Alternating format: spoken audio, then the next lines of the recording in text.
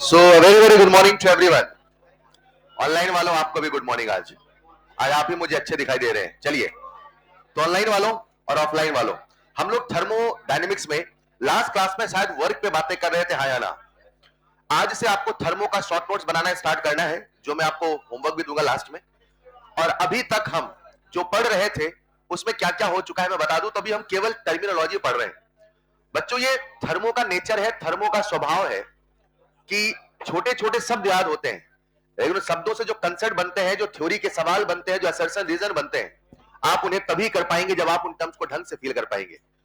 अभी तक टर्मिनोलॉजी में हमने दो सबसे अहम टर्म सीखे, एक है हीट और दूसरा है वर्क। लास्ट क्लास में वर्क का फील आ गया था, अभी बहुत सारी बातें बची हैं। और वर्क का एक फॉर्मूला आ गया था, minus P external delta we. यही चल रहा था क्या? एक बार मुझे आखिरी सवाल दिखा दे, कोई न्यूटन वाला सवाल कराए क्या? एक सवाल और लिख लीजिए, फिर आगे बढ़ते हैं। तो जब लोग बाकी लोग बैठ रहे हैं, एक सवाल मैं लिख देता हूं बोर्ड पे। A sample of N ideal gas, जल्दी से बैठे, जल्दी से। A sample of N ideal gas got expanded from 10 liter to 20 liter against a external force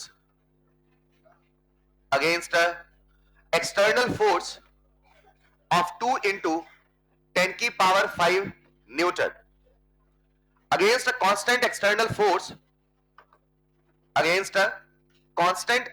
force of 2 into 10 की पावर 5 न्यूटन। मतलब आप थोड़ा फील करना, एक आइडियल गैस का सैंपल है। मैं आपसे कह रहा हूं, इस चैप्टर को पढ़ना चाहते हैं तो अपने सामने एक बॉटल रखिए और उससे सिस्टम मान के फील करते चलिए। एक सिस्टम है, उसमें एक्सपांशन हो रहा है, कंप्रेशन, एक्सपांशन। और 10 लीटर से कितना हो गया? 20 लीटर। और ऊपर से फोर्स कितना लग रहा है? 2 into 10 की पावर 5 न्यूटन। चलेगा? If area of cross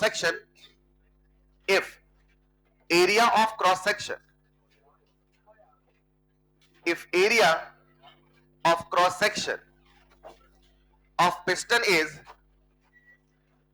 10 meter square, if area of cross section of piston is 10 meter square, then calculate work done by the system। तो आपको सिस्टम के द्वारा किया गया वर्क, कार्य बताना है और यूनिट आपको रखना है जूल में। बच्चों, वही कहानी है, वही कंसेप्ट है। जब भी वर्क आएगा, अपने मन में मात्र एक formula, minus P external delta V ही आएगा।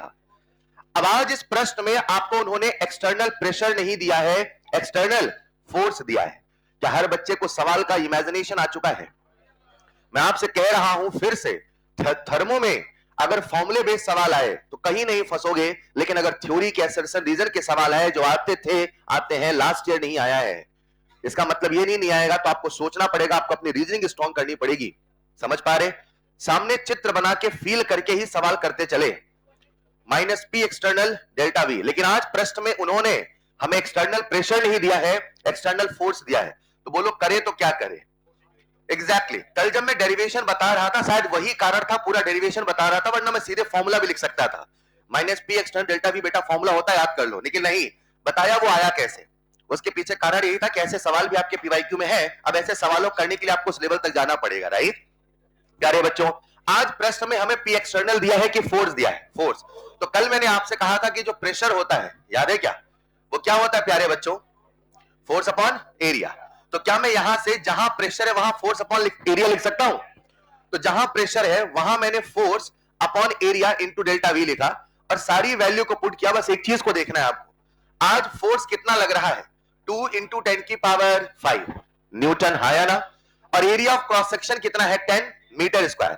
मतलब ये न्यूटन में है और ये मीटर में। एक मिनट, सवाल कठिन कहां कर सकता है? वो सवाल कठिन करने के लिए यहां मीटर नहीं देके आपको सेंटीमीटर दे सकता है, आपको कोई दूसरी यूनिट दे सकता है। लेकिन आपको बताना चाहता हूं, आपको जो एनर्जी का रिलेशन याद है वो न्यूटन मीटर में याद है। 1 न्यूटन मीटर बराबर 1 जूल। कल ऐसा बताया था, 1 न्यूटन मीटर बराबर, ऐसा याद है कि नहीं याद है? तो अगर कभी कोई दूसरा यूनिट आएगा तो उसे भी मीटर में कन्वर्ट करना पड़ेगा। तो ये रहा हमारा न्यूटन और ये रहा मीटर, 10 मीटर स्क्वायर। और बगल में लिख रहा हूं मैं वॉल्यूम, कहां से कहां एक्सपांशन हुआ है? 10 से 20। तो अगर 10 से 20 का एक्सपांशन है यानी डेल्टा वी की वैल्यू कितनी है? एग्री? एग्री? जरा इसे सॉल्व करो, मुझे बताओ गड़बड़ कहां हुआ है? कहां? हाँ, अगर एक बच्चा इसे ऐसे सॉल्व कर देता है तो क्या होगा जरा सुनिएगा। मतलब इस सवाल में कोई दम नहीं, खेल केवल उन्होंने यूनिट में किया है। बोलो हाँ या ना। बच्चे ने क्या किया, यहां लिखा 10 मीटर स्क्वायर, यहां तक ठीक है। अब खुद सोचो प्यारे बच्चों, ये मीटर में है और ये न्यूटन में है, लेकिन ये जो लिखा है ये किस में लिखा है? लीटर में। तो इतना तो आपको सोचना पड़ेगा कि अगर यहां पे एरिया मीटर स्क्वायर में या यूनिट मीटर में चल रहा तो अपने को भी यहां कुछ मीटर में लिखना पड़ेगा, हाँ या ना। अब मैं वॉल्यूम को मीटर में कन्वर्ट कैसे करूं? तो हमें रिलेशन याद होना चाहिए। तो एक बड़ा फेमस सा रिलेशन, शायद मैंने आपको बताया था, नहीं बताया था तो पानी की टंकी से बताता हूं। अगर किसी को घर में अगर भूल जाओ तो याद कैसे रखोगे? घर में पानी की टंकी बनवानी हो, पानी की टंकी बनती है ना, अरे हाँ या ना। तो उन लेबर्स को बोल दे जो कंस्ट्रक्शन करते हैं, उनको बोल दे कि भैया हमें इतने 1000 लीटर की टंकी चाहिए, बना के दे देते हैं। वो मेजर कैसे करते हैं बिना पानी भरे? उसका एक बड़ा सिंपल सा फंडा होता है। अगर कभी लेंथ हो 1 मीटर, कितना हो? लेंथ हो 1 मीटर, विड्थ हो 1 मीटर और हाइट हो 1 मीटर, यानी लंबाई चौड़ाई ऊंचाई, लंबाई चौड़ाई ऊंचाई 1 मीटर 1 मीटर 1 मीटर, तो वॉल्यूम कितना होगा? 1 मीटर क्यूब। हेलो, अगर एक पानी की टंकी ऐसी बनाई है जिसकी लंबाई 1 मीटर है, चौड़ाई 1 मीटर है, ऊंचाई 1 मीटर है, तो वो जो आया आपके सामने क्यूब, उसमें पानी भरोगे एग्जैक्टली 1000 लीटर आएगा। कितना आएगा? 1000। इस कंसेप्ट से ही सारी कहानी आने वाली है। तो अपन ने दिमाग में कंसेप्ट सेट कर लिया, 1 मीटर क्यूब बराबर 1000 लीटर, हाँ या ना। तो क्या लीटर और मीटर क्यूब में रिलेशन आ चुका है? सवाल आपके सामने है, कंसेप्ट आपको लगाना है, सॉल्व करना है। मैंने आपके सामने रिलेशन लिखा है। अच्छा, 1 मीटर क्यूब बराबर 1000 लीटर, तो मैं कह सकता हूं 1 लीटर बराबर 10 की पावर -3 मीटर क्यूब। इधर भेजो ना, हाँ या ना। लीटर से मीटर, मीटर से लीटर, जो चाहिए देख लो। अपने सामने यहां क्या लिखा है? लीटर। तो लीटर को मीटर क्यूब में कन्वर्ट करिए, सॉल्व करिए, पूरी क्लास का एक आंसर चाहिए। मुझे तो बस ये बताना था, कभी कभी प्रेशर की जगह फोर्स भी लिखा जा सकता है। बच्चों, ये सवाल फिजिक्स का नहीं, आपकी केमिस्ट्री में भी ऐसे सवाल आए हैं, मैं आपको बता दूं। इसीलिए थर्मो कहते हैं, ना केमिस्ट्री का है ना फिजिक्स का है, थर्मो साइंस का है। इसीलिए दोनों जगह पढ़ाया जाता है। तो आप थर्मो में लड़ नहीं सकते केमिस्ट्री का है नहीं, थर्मो किसका है? साइंस का। फिलहाल सॉल्व करेंगे, सभी लोग मुझे आंसर बताएंगे। कर लिया क्या? जब सॉल्व करते हैं तो यहां मैं लिख देता हूं -2 इंटू 10 की पावर 5, नीचे लिखा 10 और यहां लिख रहा हूं 10 लीटर, और 1 लीटर बराबर 10 की पावर -3, तो इसे लिखा मैंने 10 इंटू 10 की पावर -3। डन। नीचे है मीटर स्क्वायर, ऊपर है मीटर क्यूब, तो मीटर स्क्वायर मीटर क्यूब में कट के क्या बचेगा? मीटर। तो ये रहा न्यूटन, ये रहा मीटर, यानी इसकी यूनिट होने वाली है न्यूटन मीटर, हाँ या ना? हाँ या ना? सभी को सिंप्लीफाई करें, फुल एंड फाइनल आंसर मुझे आपके मुंह से सुनना है, जल्दी से बोलेंगे। और आंसर आया होगा -200 न्यूटन मीटर, हाँ या ना? तो इसे आप कह सकते हैं -200 न्यूटन मीटर। सबको नीचे दिख रहा है क्या? कुछ बच्चे लेट आए, मैं स्लाइड बदलना नहीं चाह रहा हूं, इसलिए -200 न्यूटन मीटर दिख रहा है। -200 न्यूटन, सॉल्व कर लोगे ना?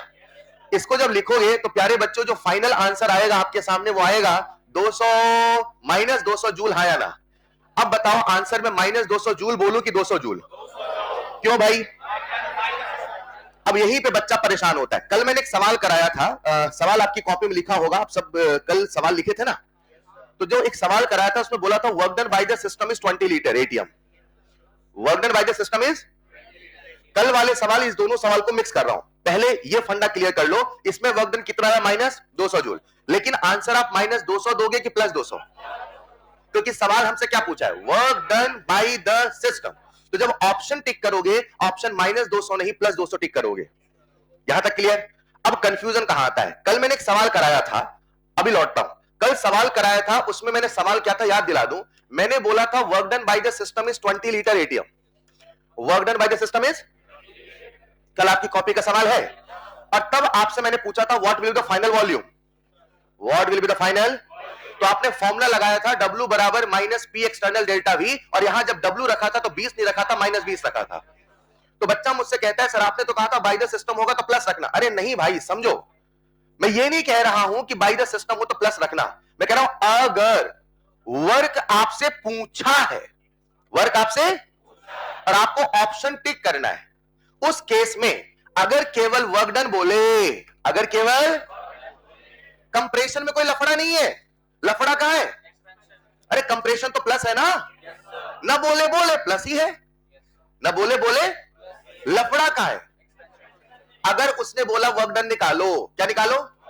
तो हम ऑप्शन टिक करेंगे माइनस वाला। अगर उसने बोला work done by the system निकालो, हम ऑप्शन टिक करेंगे प्लस वाला। लेकिन अगर कभी फॉर्मूले में वैल्यू रखेंगे तो सब साइन कन्वेंशन के साथ ही रखेंगे। इसको पहले अच्छे से सीखेंगे तो ही आगे बढ़ेंगे। फिर से कंप्रेशन में कोई लफड़ा? लफड़ा कहां है? अगर सवाल बोलेगा वर्क डन निकालो, निकालो मतलब अपने को ऑप्शन टिक करना है, तो वर्क डन क्या? माइनस की प्लस, माइनस की प्लस, पूरी क्लास का आंसर चाहिए माइनस की प्लस, पूरी क्लास का आंसर चाहिए माइनस की प्लस। लेकिन अगर सवाल हमसे कहता है work done by the system, done है। अब बच्चे कहते हैं सर अगर कंप्रेशन बोल they work done by the system, compression में कहां से बोलेगा work done by the system? Compression by the system थोड़ी हो रहा है। सवाल बनाने वाला भी समझदार है यार, है ना? तो लफड़ा कहां होगा? एक्सपांशन में बोलेगा work done answer minus, work done by the system answer plus. Set है यहां तक? लेकिन अगर कभी वर्क आपको फॉर्मूले में रखना है तो आप हमेशा साइन के साथ ही रखोगे, क्योंकि हमने सारे फॉर्मूले पूरी थर्मो में साइन कन्वेंशन के साथ ही बनाने हैं, बिना साइन कन्वेंशन कुछ भी। Is this clear? आज इस प्रश्न में आपसे पूछा था calculate work done by the system, तो आंसर तो मेरा माइनस 200 आया, लेकिन जब ऑप्शन टिक करूंगा तो क्या टिक करूंगा? 200। चलेगा? आंसर लिख लीजिए, कहानी आगे बढ़ाते हैं। अभी तक आपने क्या सीख लिया बताता हूं, जो लेट आए थे सवाल लिख लेना। प्यारे बच्चों, मन में एक सवाल लिए हम घर से चले, आखिर कुछ क्यों होता है? और हमने कहा इस सवाल का जवाब ढूंढना है तो हमें जवाब मिलेगा थर्मो में। लेकिन सबसे पहले आपको थर्मो की भाषा समझनी पड़ेगी।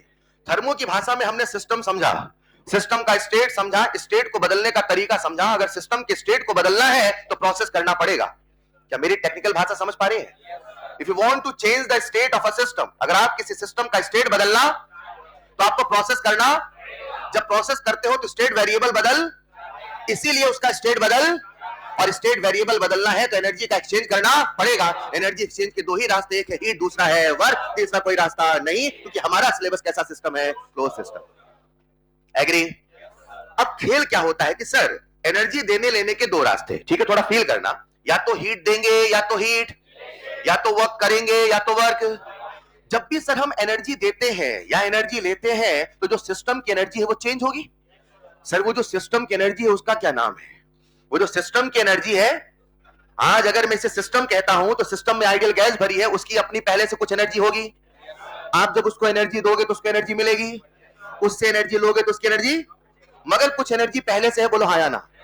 अगर आप इस पूरे थर्मोडायनेमिक्स को समझना पाते हैं, एनर्जी के एक्सचेंज को समझना चाहते हैं, तो दो शब्द और सीखने पड़ेंगे। एक है इंटरनल एनर्जी और दूसरा है एंथैल्पी। एक है इंटरनल एनर्जी, दूसरा है, तो लिखिएगा नेक्स्ट टर्म। आगे बढ़े क्या? लिखिएगा नेक्स्ट टर्म इंटरनल एनर्जी। आप सबका ध्यान बोर्ड पे चाहिए। इंटरनल एनर्जी बच्चों, इंटरनल एनर्जी भी एक नया शब्द है आपके लिए अभी कुछ देर के लिए, लेकिन कुछ ही देर के लिए थर्मो की भाषा बनेगा। इंटरनल एनर्जी जिसे हम लोग कभी कैपिटल ई से लिखते हैं तो कभी कैपिटल यू से लिखते हैं। रुको जरा, कुछ अपने पुराने कंसेप्ट लगा लो। अभी हमें पता नहीं इंटरनल एनर्जी क्या है, हमें फील नहीं है, हमें कुछ नहीं पता, मगर इतना बताओ मैंने कैपिटल लेटर से लिखा कि स्मॉल से? तो जो नोटेशन है कैपिटल लेटर का, ये स्टेट फंक्शन है कि पाथ फंक्शन? क्यों स्टेट फंक्शन है? फील क्या है? मतलब क्या है? सारी बातें समझना। इंथैल्पी को फील करना चाहते हैं तो पहले इसको फील करना पड़ेगा। सुन रहे हो? चलो सबसे पहले समझते हैं आखिर इंटरनल एनर्जी क्या होता है। इंटरनल एनर्जी किसी सिस्टम का, इंटरनल एनर्जी किसी, हीट किसी सिस्टम का नहीं था, मुझे बोलने देंगे, वर्क किसी सिस्टम का नहीं था। लेकिन आज मैं कह रहा हूं जो इंटरनल एनर्जी वो किसका है? सिस्टम का। इसीलिए जो सिस्टम का है या तो वो एक्सटेंसिव है या तो वो इंटेंसिव है, लेकिन जो सिस्टम का नहीं, ना तो वो एक्सटेंसिव है ना तो वो इंटेंसिव है। यही कंसेप्ट सिखाए हैं। आखिर इंटरनल एनर्जी होता क्या है, इसे समझना है तो प्यारे बच्चों ऐसे समझिए, हम सब के सामने एक गैसियस सिस्टम है। कैसा सिस्टम? और अगर ये गैसियस सिस्टम है तो अंदर गैसेस के मॉलिक्यूल होंगे, एटम होंगे। बोलो हाँ या ना? ये जो एटम है, ये जो मॉलिक्यूल है, क्या इन सब के अंदर अपनी कुछ एनर्जी होगी? एटम मॉलिक्यूल है मतलब इलेक्ट्रॉन है, रोटेशन है, इलेक्ट्रोस्टैटिक अट्रैक्शन है, दुनिया भर की चीजें। बोलो हाँ या ना? किसी भी सिस्टम से, किसी भी सिस्टम से एसोसिएटेड जितने भी मॉलिक्यूल हैं, जितने भी एटम हैं, उनकी जो टोटल एनर्जी का समेशन है वही इंटरनल एनर्जी है। वही इंटरनल। आपको जो मैं कह रहा हूं एक एक शब्द को पूरा समझना है। इंटरनल एनर्जी क्या है? पहले एक लाइन लिखना, जरा एक लाइन लिखना पहले। It is the summation of, it is the summation of all forms of energy. It is the summation of all forms of energy. आधे बच्चों को बस इतनी परिभाषा याद रहती है और इतने में सवाल उनको ट्रैप कर लेता है. It is not the summation of all form of energy. It is the summation of all form of energy associated with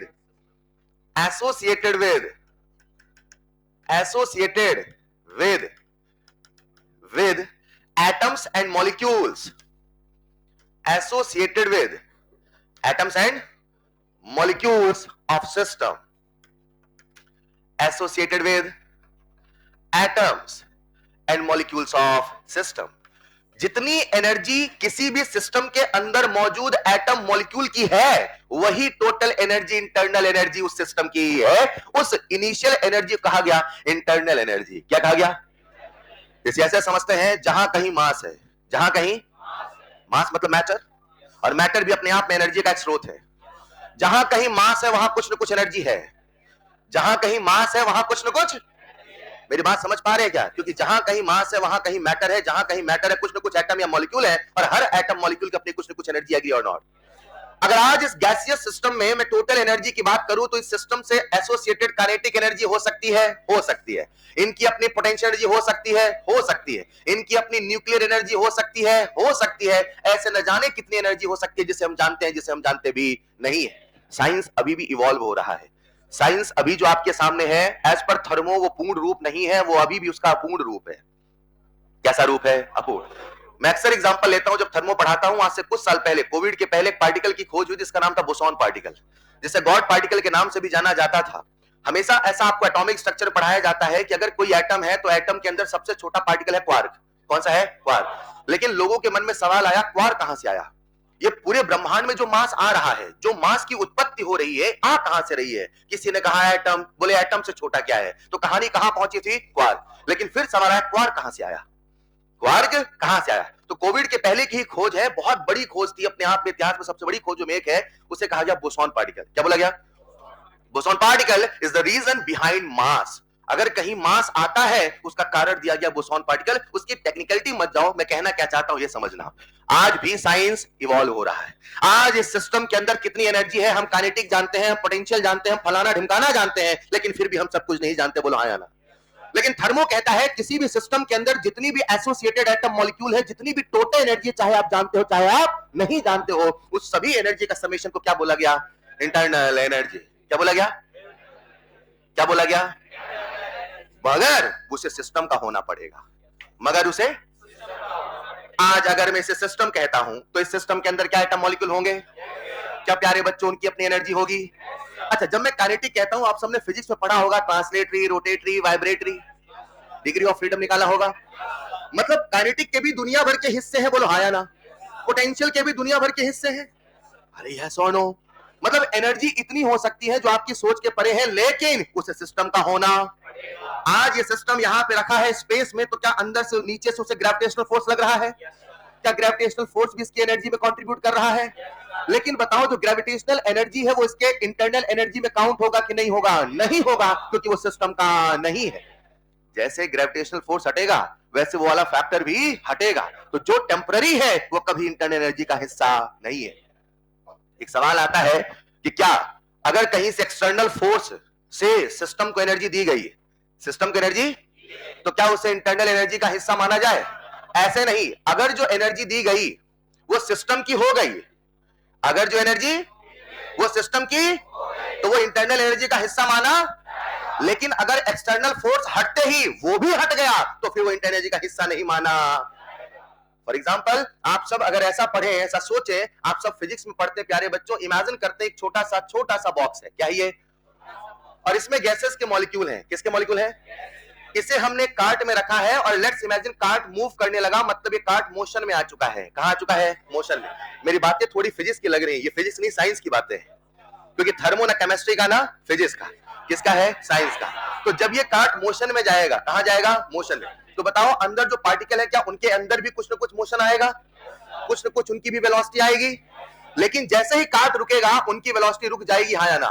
तो एक सवाल पूछा जाता बड़ा फेमस कि जब इस बॉक्स को हम कार्ड के ऊपर रख दे, कार्ड मूव करने लगे, तो बताओ उस मूवमेंट से जो एनर्जी आई उसे इंटरनल एनर्जी माने कि ना माने?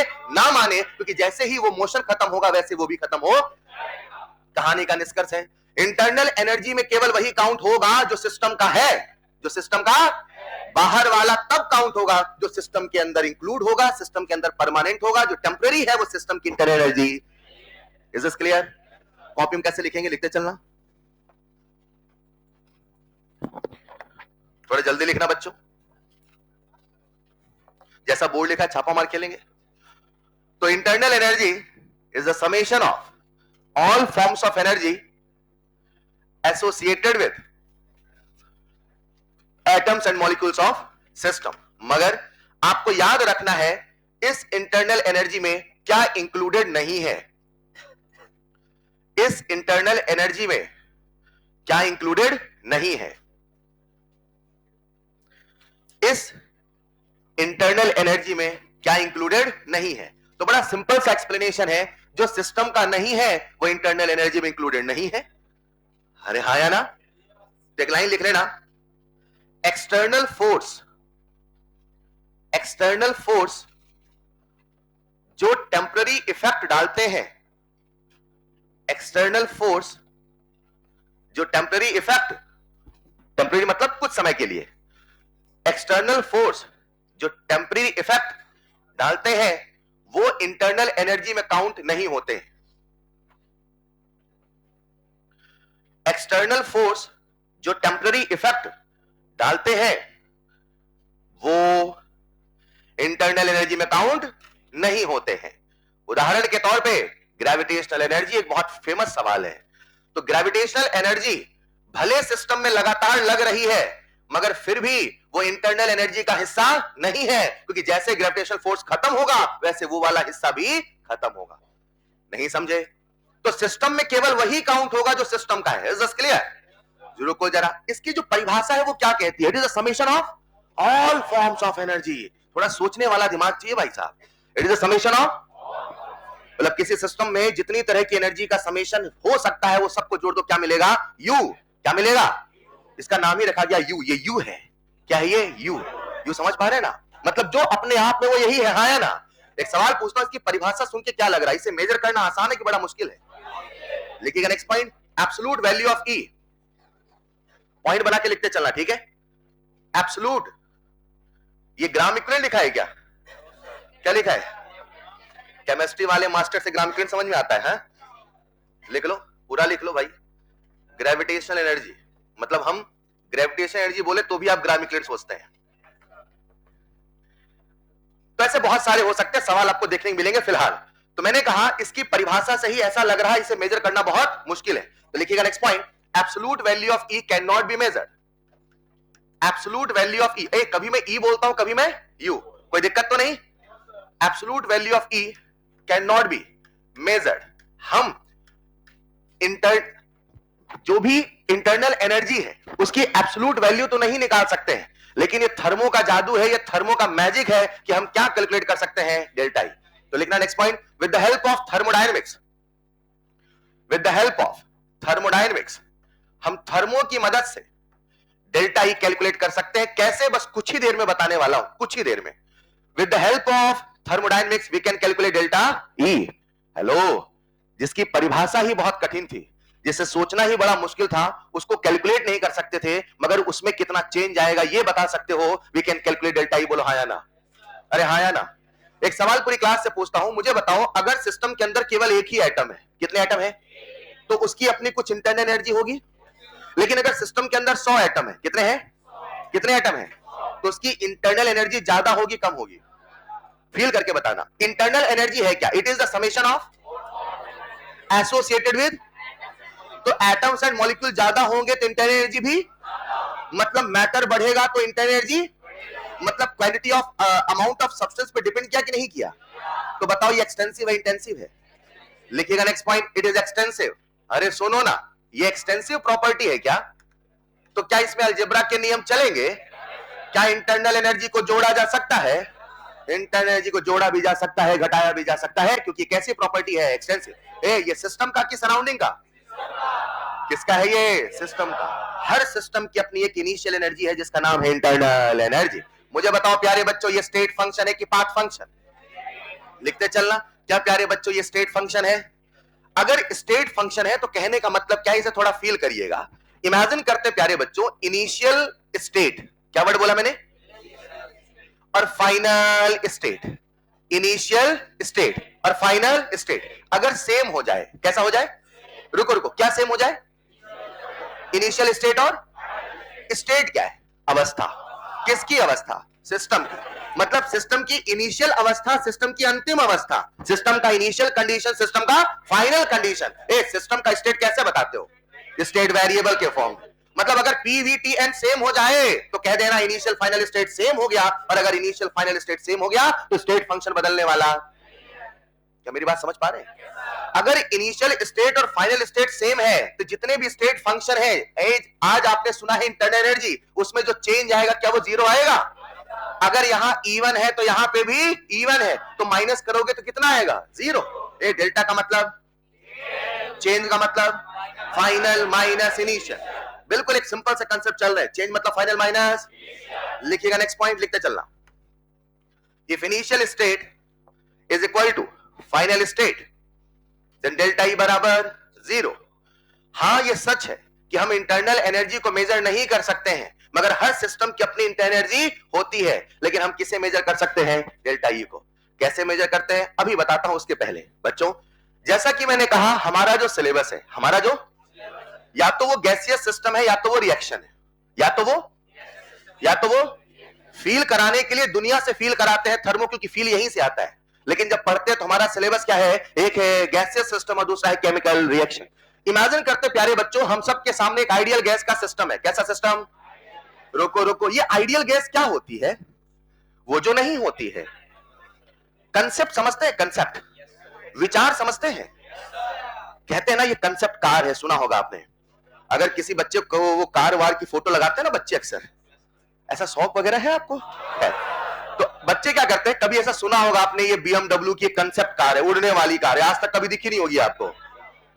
जो कंसेप्ट होता है वो ख्यालों में होता है। कहां होता है? ख्यालों में। वो अभी जमीन पे उतरा नहीं। मेरी बात सुनिएगा।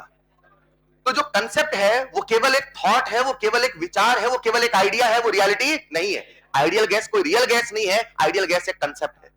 क्या है? कंसेप्ट। मतलब ये केवल दिमाग की उपज है, ऐसा ऐसा होगा वही वाला आइडियल होगा। बोले कैसा कैसा होगा? बोले जब मॉलिक्यूल के बीच में ना अट्रैक्शन होगा ना रिपल्शन होगा। तभी तो कहते हैं there is nothing like perfect ideal gas, आया ना? But gases can behave like ideal gas. मेरी बात समझ पा रहे हैं?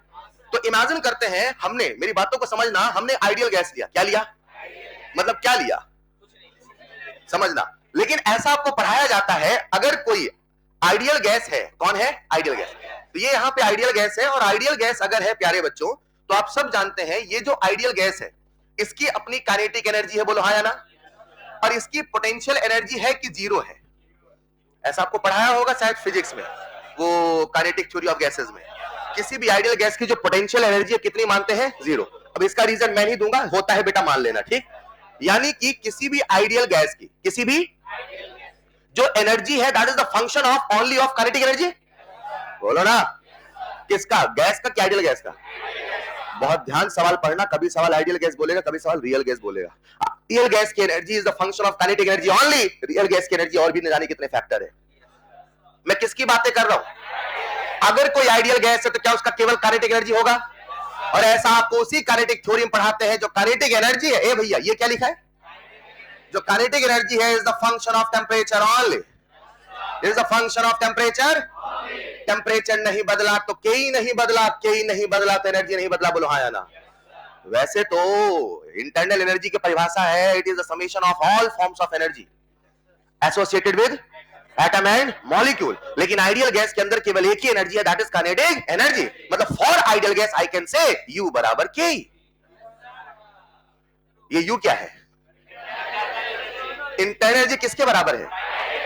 दुनिया में सब के लिए, ओनली फॉर आइडियल गैस। हमारा सिलेबस है simplest of the simplest case.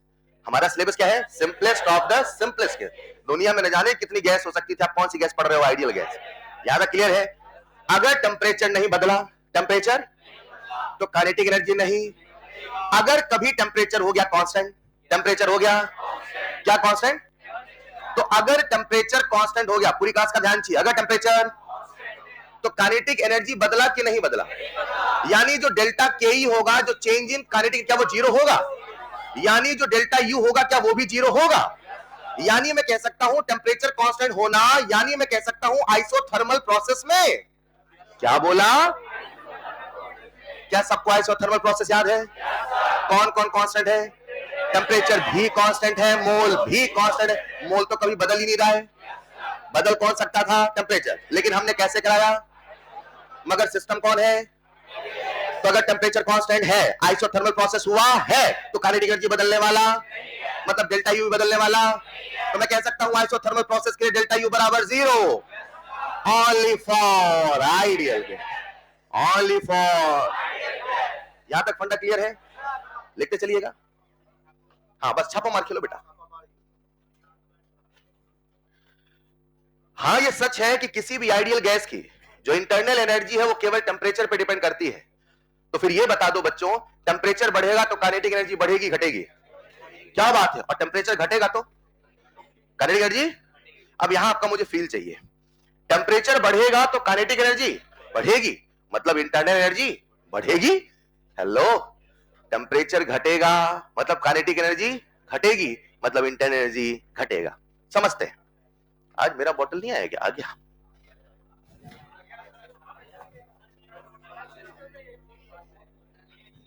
लिखिए लिखिए बेटा, ये बोतल नहीं बॉटल है,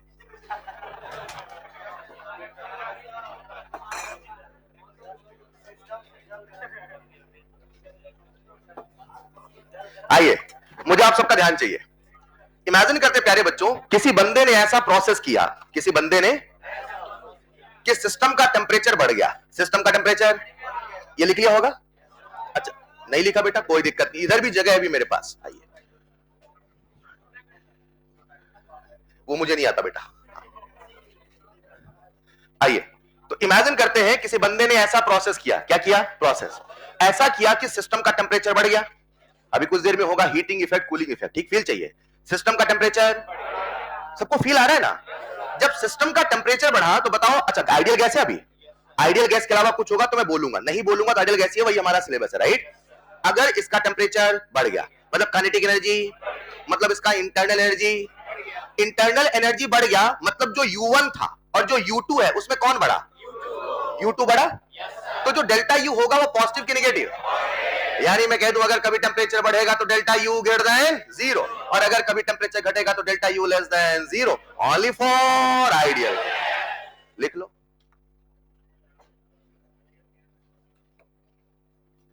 एक बच्चा मेरी बातों को ध्यान से सुन रहा था और उसने रट लिया, उसने रट लिया आइसोथर्मल आएगा, डेल्टा यू बराबर जीरो बताया जाएगा, आइसोथर्मल डेल्टा यू बराबर जीरो बताया, एग्जाम में सवाल भी आया और आइसोथर्मल भी आया और ऑप्शन में डेल्टा यू भी आया, बच्चा गदगद हो गया, अरे वही आया जो मैंने रटा था, मगर प्यारे बच्चों उसने सवाल पूरा नहीं पढ़ा, आगे बढ़े क्या, जल्दी लिखो थोड़ा सा, आप बहुत धीरे लिखते हो, चलो आप बस तेज लिखने लगो, सिलेबस अपने आप हो जाएगा, आइए, तो प्यारे बच्चों एग्जाम में सवाल आया आइसोथर्मल, क्या आया, मेरी बात ध्यान सुनना, और उसमें लिखा था आइसोथर्मल प्रोसेस और सवाल में लिखा हुआ था गैस, क्या लिखा था, और उसने डेल्टा यू पूछा था, तो कई सारे ऑप्शन थे, बताओ डेल्टा यू बराबर जीरो होगा कि नहीं होगा, बोलो ना यार, मैं अपनी उसी बात को दोहरा रहा हूं, सवाल बहुत ध्यान से पढ़ना, अगर वहां रियल गैस लिखा है, क्या लिखा है, तो रियल गैस के अंदर अट्रैक्शन भी होगा, रिपल्शन भी होगा, न जाने कौन कौन सी एनर्जी होगी, आइसोथर्मल डेल्टा यू जीरो हो कोई जरूरी नहीं, read question carefully, is this clear, अगर आइसोथर्मल है, केवल गैस बोला है, चलो मैं लिख देता हूं रियल गैस, तो डेल्टा यू बराबर जीरो हो कोई जरूरी, मैं लिख रहा हूं मे और मे नॉट बी, क्या लिखा मैंने, मे और, मतलब आपको सवाल पढ़ते समय ध्यान रखना है कि वहां आइडियल गैस लिखा होना चाहिए। एक बच्चे ने कहा ठीक है सर, एक ही बात तो आप दोहरा रहे हो बार बार, हाँ बात एक ही है, सवाल कैसे बन रहा है वो देखना, अब बच्चे ने रख लिया, ठीक है सर आइडियल गैस आएगा तो ही करूंगा, क्या रख लिया उसने, आइडियल गैस आएगा, आइसोथर्मल आएगा, आइडियल गैस आएगा तो ही डेल्टा यू बराबर जीरो बता के, अरे हाँ या ना, एग्जाम में फिर से सवाल आया, आइसोथर्मल भी आया, हेलो आइडियल गैस भी आया, मगर उसने सवाल कुछ ऐसे पूछा था, उसने पूछा था फॉर एन आइडियल गैस, क्या पूछा था? फॉर एन आइडियल गैस, और कुछ ऐसे लिखा था। ये समझते हो क्या है? ये डिजाइन क्या है ये? और उन्होंने लिखा था डेल ई। ये ई क्या है? मतलब चेंज इन इंटरनल एनर्जी। ये मैथमेटिकल लैंग्वेज है। जैसे मैं लिखूं ना change in internal energy, Hindi में कैसे लिखूंगा? आंतरिक ऊर्जा में परिवर्तन, हाँ या ना? वैसे ही सुनो, वैसे ही मैथ की भाषा कुछ ऐसे होती है, डेल ई वही है, मतलब वही है, चेंज इन इंटरनल एनर्जी, मगर मैथ का इंटरप्रिटेशन करना आना चाहिए। तो मैंने लिखा del E by del V. क्या लिखा? क्या ये समझ पाए? क्या समझे? Change in energy with respect to change in volume, agree? और ऐसे करके लिखा था यहां पे टी। क्या लिखा था? इस टी का मतलब टेम्परेचर कांस्टेंट है। तो सवाल आया था for an ideal gas whether this is zero और नॉट। बच्चा तो रट के गया था, मगर सवाल कुछ और आया। अरे हाँ या ना? बताओ ये स्टेटमेंट अगर आ गया for an ideal gas this is zero, हम ट्रू करें कि फॉल्स करें? अरे लाला वही तो लिखा है, for an ideal gas in an isothermal process change in internal energy is equal to zero. तो सर वैसे लिख देते ना बेटा, ऐसे भी आता है। नहीं समझे? लिख रहे नेक्स्ट पॉइंट। तो उसी कहानी को हमने ऐसे भी लिखा। इस बार बच्चे ने कसम खाई, अब तो मैं अच्छे से रट के जाऊंगा, अब तो मैं आइसोथर्मल प्रोसेस आएगा, आइसोथर्मल प्रोसेस आएगा, आइडियल गैस बोला होगा तो ही मैं डेल्टा यू बराबर जीरो टिक करके आऊंगा। एग्जाम में फिर से सवाल आया, आइसोथर्मल प्रोसेस आया, और सवाल कुछ ऐसा था, आइसोथर्मल प्रोसेस फेज ट्रांजिशन। क्या वर्ड बोला मैंने? आप सब इक्विलिब्रियम पढ़ के आए हो? आप सब फिजिकल रिएक्शन पढ़ के आए हो? सॉलिड लिक्विड गैस सॉलिड याद आ रहा है? लॉकअप लॉकअप जबरदस्ती असर बोलते हो, पीछे का भूलते चलते। लॉकअप याद है? सॉलिड लिक्विड है ना, वो जितने थे सारे के सारे फेज ट्रांजिशन। क्या है? एक लाइन बोलता हूं, जितने भी फेज ट्रांजिशन है, मतलब सॉलिड से लिक्विड, लिक्विड से गैस, व्हाटएवर, जितने भी फेज ट्रांजिशन है, सुनो सुनो सुनो, जितने भी कोई एक ले लो, लिक्विड से गैस, बॉइलिंग पॉइंट, जितने भी फेज ट्रांजिशन है they all occur at a constant temperature at a constant pressure. They all occur at a constant temperature at a constant pressure। बहुत छोटी छोटी बातें हैं, मगर यही डिटेल्ड बातें हैं, हाँ या ना? कोई भी फेज ट्रांजिशन है वो हमेशा एक कांस्टेंट टेम्परेचर, एक कांस्टेंट प्रेशर पे होगा। एग्री हो तो हाँ कहना। जितने भी फेज ट्रांजिशन है they all are isothermal. What is the meaning of isothermal? यानी जब भी कोई फेज ट्रांजिशन होता है, अरे हमारे पूरे सिलेबस कोई भी रिएक्शन होता है, कोई भी, सब एक कांस्टेंट टेम्परेचर पे ही होता है। कभी आपने सुना है अमोनिया की फैक्ट्री जब शुरू करी थी तो 500 था, बीच में 800 हो गया था। आप ऐसे बोलते हो this reaction at 500 kelvin, this reaction at 300 kelvin, this reaction at 100 kelvin, whatever. हमेशा पूरी रिएक्शन एक कांस्टेंट टेम्परेचर पे कराई। रिएक्शन के दौरान कभी टेम्परेचर बदला हुआ नहीं माना जाता। अगर वो रिएक्शन 400 केल्विन पे होगी तो पहले 400 आएगा फिर रिएक्शन शुरू होगी। हेलो, मैं एक लाइन कहना चाहता हूं, जितने भी फेज ट्रांजिशन है दे ऑल आर आइसोथर्मल। बोलो ना, आइसोथर्मल की परिभाषा क्या? देखो यही है, ऊपर ऊपर से जानना, कंसेप्ट को जानना। इसलिए कह रहा हूं बहुत ध्यान से थर्मो पढ़ना, मजा आएगा। आइसोथर्मल की परिभाषा क्या है? Throughout the process, throughout the, एक लाइन कहता हूं, isothermal process, all phase transitions are isothermal, all chemical reactions are isothermal. अरे हाँ, हमारे सिलेबस में जितनी केमिकल रिएक्शन है सब एक कांस्टेंट टेंपरेचर पे ही होती है। कभी ऐसा सुना है इस रिएक्शन में ऐसे लिखा था 25, 10 मिनट के बाद अपने आप 45 हो जाएगा? आप लोग ऑर्गेनिक केमिस्ट्री में रिएक्शंस लिखते हैं ना, तो कई बार टेंपरेचर लिखते हैं ना, टेंपरेचर की रेंज लिखते होंगे, मगर जब भी कोई रिएक्शन होती है कांस्टेंट टेंपरेचर पे होती है, हाँ या ना? समझ पा रहे हो क्या? तो अगर कोई आइसोथर्मल प्रोसेस है, अगर कोई आइडियल गैस लिखा है तो ही डेल्टा ई बराबर जीरो होगा। अगर वहां आया फेज ट्रांजिशन, एक फेमस फेज ट्रांजिशन लिख रहा हूं, H2O सॉलिड से बना H2O लिक्विड, मुझे बताओ इसके लिए डेल्टा यू बराबर जीरो होगा कि नहीं होगा? नहीं होगा, क्योंकि आइडियल गैस नहीं है। फिर वही कहूंगा वो केवल आइडियल गैस के लिए होगा। अरे सर फिर ये कितना होगा? बताऊंगा, अभी तो इंटेंडेंसी का मतलब समझा रहा हूं। मतलब लिखो, आएंगे सब आएंगे धीरे धीरे, अभी जितना कहा जा रहा है उतना दिमाग में फिट करें। क्या मैंने रिएक्शन का कांस्टेंट टेंपरेचर लिखवाया? अभी जब लिखवाऊंगा तो वो फुल एंड फाइनल होगा। अभी ये लिखवा रहा हूं, अभी ये फुल एंड फाइनल है। तो प्यारे बच्चों, अगर कोई आइसोथर्मल प्रोसेस बोले तो आप आंख बंद करके नहीं कह देंगे डेल्टा यू जीरो होगा। चेक करना आइडियल गैस है कि नहीं। एक बात बताओ, हम सब ने अगर बोला आइडियल गैस, क्या बोला? आप सबने फिजिक्स में काइनेटिक थ्योरी तो गैस पढ़ लिया ना? Monoatomic, diatomic, polyatomic, याद है? याद है? पूरी क्लास मुझे बोर्ड पे चाहिए। अगर मैंने बोला मोनो एटॉमिक, क्या बोला? जिनको नहीं याद है उसे मानना पड़ेगा, ठीक है? अगर मैंने बोला मोनो एटॉमिक आइडियल गैस, तो एक सवाल पूरी क्लास से पूछता हूं, क्या आप उसकी काइनेटिक एनर्जी निकाल सकते हैं? बिल्कुल निकाल सकते हैं। And the kinetic energy is 3/2 RT। बोलो ना। ऐसा आपको पढ़ाया जाता है, डिराइव कराया जाता है। For ideal mono atomic gas kinetic energy is 3/2 RT, यानी मैं कह सकता हूं उसकी इंटरनल एनर्जी है 3/2 RT। एक बच्चा मेरी बातों को ध्यान सुन रहा था, वो कहता है कुछ देर पहले तो आप ही कहा करते थे we can not measure E, कुछ देर पहले तो आप ही कहा करते थे वी कैन नॉट मेजर, और आज आप ही हमें ई निकाल के बता रहे हो। किसका निकाल के बता रहे? वो कहां है? ख्यालों में। तो ये कहां है? ख्यालों में। नहीं समझे? जो ख्यालों में है वो असलियत थोड़ी है। अरे हाँ या ना? तो मुझे बताइए, जो इंटरनल एनर्जी है for an ideal monoatomic gas it is 3/2 RT। यहां तक फंडे क्लियर हुए क्या? एक सवाल आपसे पूछना चाहता हूं, पूछ लूं? ये जो इंटरनल एनर्जी है एक्सटेंसिव इंटेंसिव? फटाफट। Extensive intensive?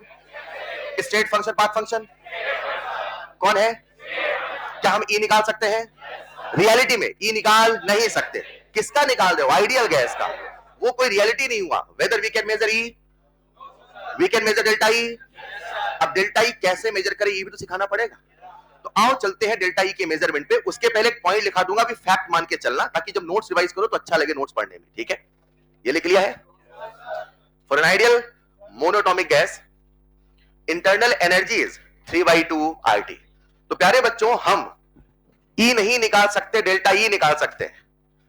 डेल्टा ई निकालने का एक तरीका है। तरीका क्या है मैं आ रहा हूं, बस एक पॉइंट लिखना चाहता हूं। इस पॉइंट को अभी दिमाग में सेट करने की कोशिश करना। यहां लिखा मैंने क्यूवी। क्या लिखा? क्यूवी का। अच्छा, हीट होता क्या है? हीट होता है कि हीट का एक्सचेंज होता है? हीट होता, अब यकीन नहीं करोगे इन शब्दों को इसलिए बोलते ना कि फील पूरा है ना? हीट होता नहीं है, हीट का एक्सचेंज होता है। तो इसे मैंने लिखा क्यूवी, मतलब हीट एक्सचेंज एट, मतलब वॉल्यूम नहीं बदला। या तो हीट आई या तो हीट गई, या तो हीट। मैं इस पूरे चैप्टर में बार बार एक इंस्ट्रूमेंट का प्रयोग करूंगा, इसका नाम होगा बॉम्ब कैलोरीमीटर। क्या बोलूंगा? ये जो बॉम्ब कैलोरीमीटर होता है, दिमाग मत लगाना, कुछ नहीं सोचना। सवाल में बॉम्ब कैलोरीमीटर आए तो वॉल्यूम कांस्टेंट माना जाएगा। क्या कांस्टेंट होगा? Volume.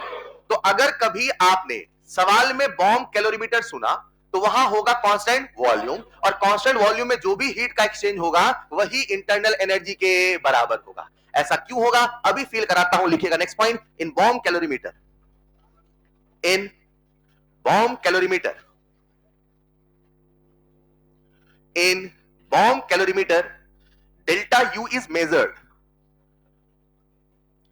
In bomb calorimeter delta U is measured. और फिर नीचे लिखना QV बराबर डेल्टा यू। बस अभी लिख के भूल जाना, QV बराबर delta U. Please please please अच्छे बच्चे बन के पढ़े। QV बराबर डेल्टा यू चलेगा। इसका फील क्या, मतलब क्या, सब बताऊंगा। आओ समझते हैं। क्या हम सबने हीट को समझा? क्या हमने वर्क को समझा? अभी केवल शब्दों का मतलब बता रहा हूं। क्या हमने इंटरनल एनर्जी को समझा? इंटरनल एनर्जी आती है, आपके मन में क्या फील आएगा? किसी भी सिस्टम से एसोसिएटेड टोटल कितनी एनर्जी है वही उसकी इंटरनल, बशर्ते वो सिस्टम का होना। अगर एनर्जी कोई बाहर से आई है, टेंपरेरी इफेक्ट डाल दी, वो इंटरनल काउंट होने वाली नहीं है। Everything which is in system may और मे नॉट बी इंटरनल, क्योंकि उसे उसका परमानेंट होना पड़ेगा। जो परमानेंट नहीं है वो इंटरनल एनर्जी में काउंट नहीं है। क्या हमने इंटरनल एनर्जी आइडियल गैस का निकाला? अगर आइसोथर्मल प्रोसेस आएगा तो डेल्टा यू बराबर 0 फॉर आइडियल गैस। कुछ भी बोले, घुमाएगा फिराएगा, लेकिन डेल्टा यू 0 नहीं होगा। केवल तभी होगा जब वो आइडियल गैस होगा। Is this clear? सवाल है आइडियल गैस के लिए या किसी के लिए डेल्टा यू निकाले कैसे। अब हम चलने वाले हैं डेल्टा यू के मेजरमेंट की तरफ। तो डेल्टा यू का मेजरमेंट अगर आप करना चाहते हैं तो आपको पढ़ने पड़ेंगे थर्मो के नियम। थर्मो के, that is laws of thermodynamics. तो कॉपी में डालिएगा next heading, laws of thermodynamics.